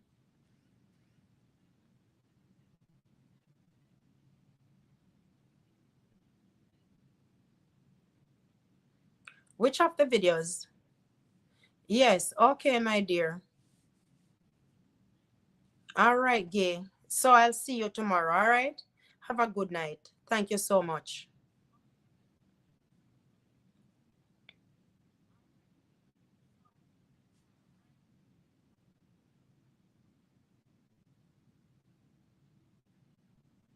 I don't know which of the videos, you know.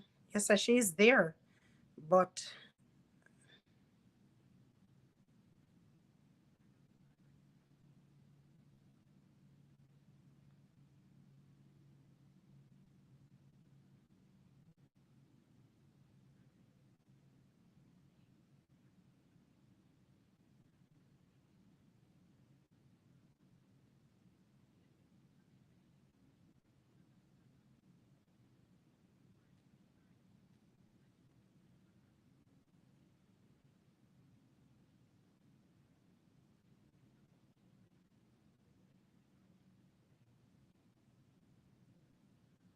me no know which one of the I don't know what to look for.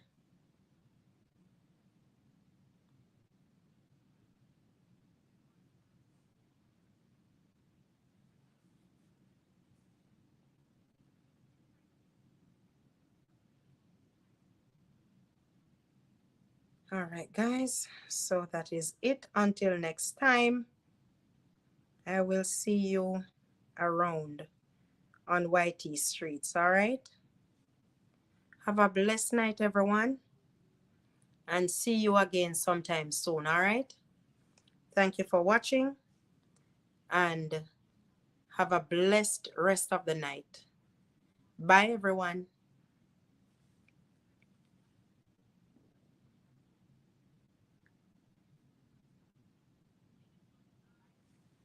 Bye, guys. Bye, everyone.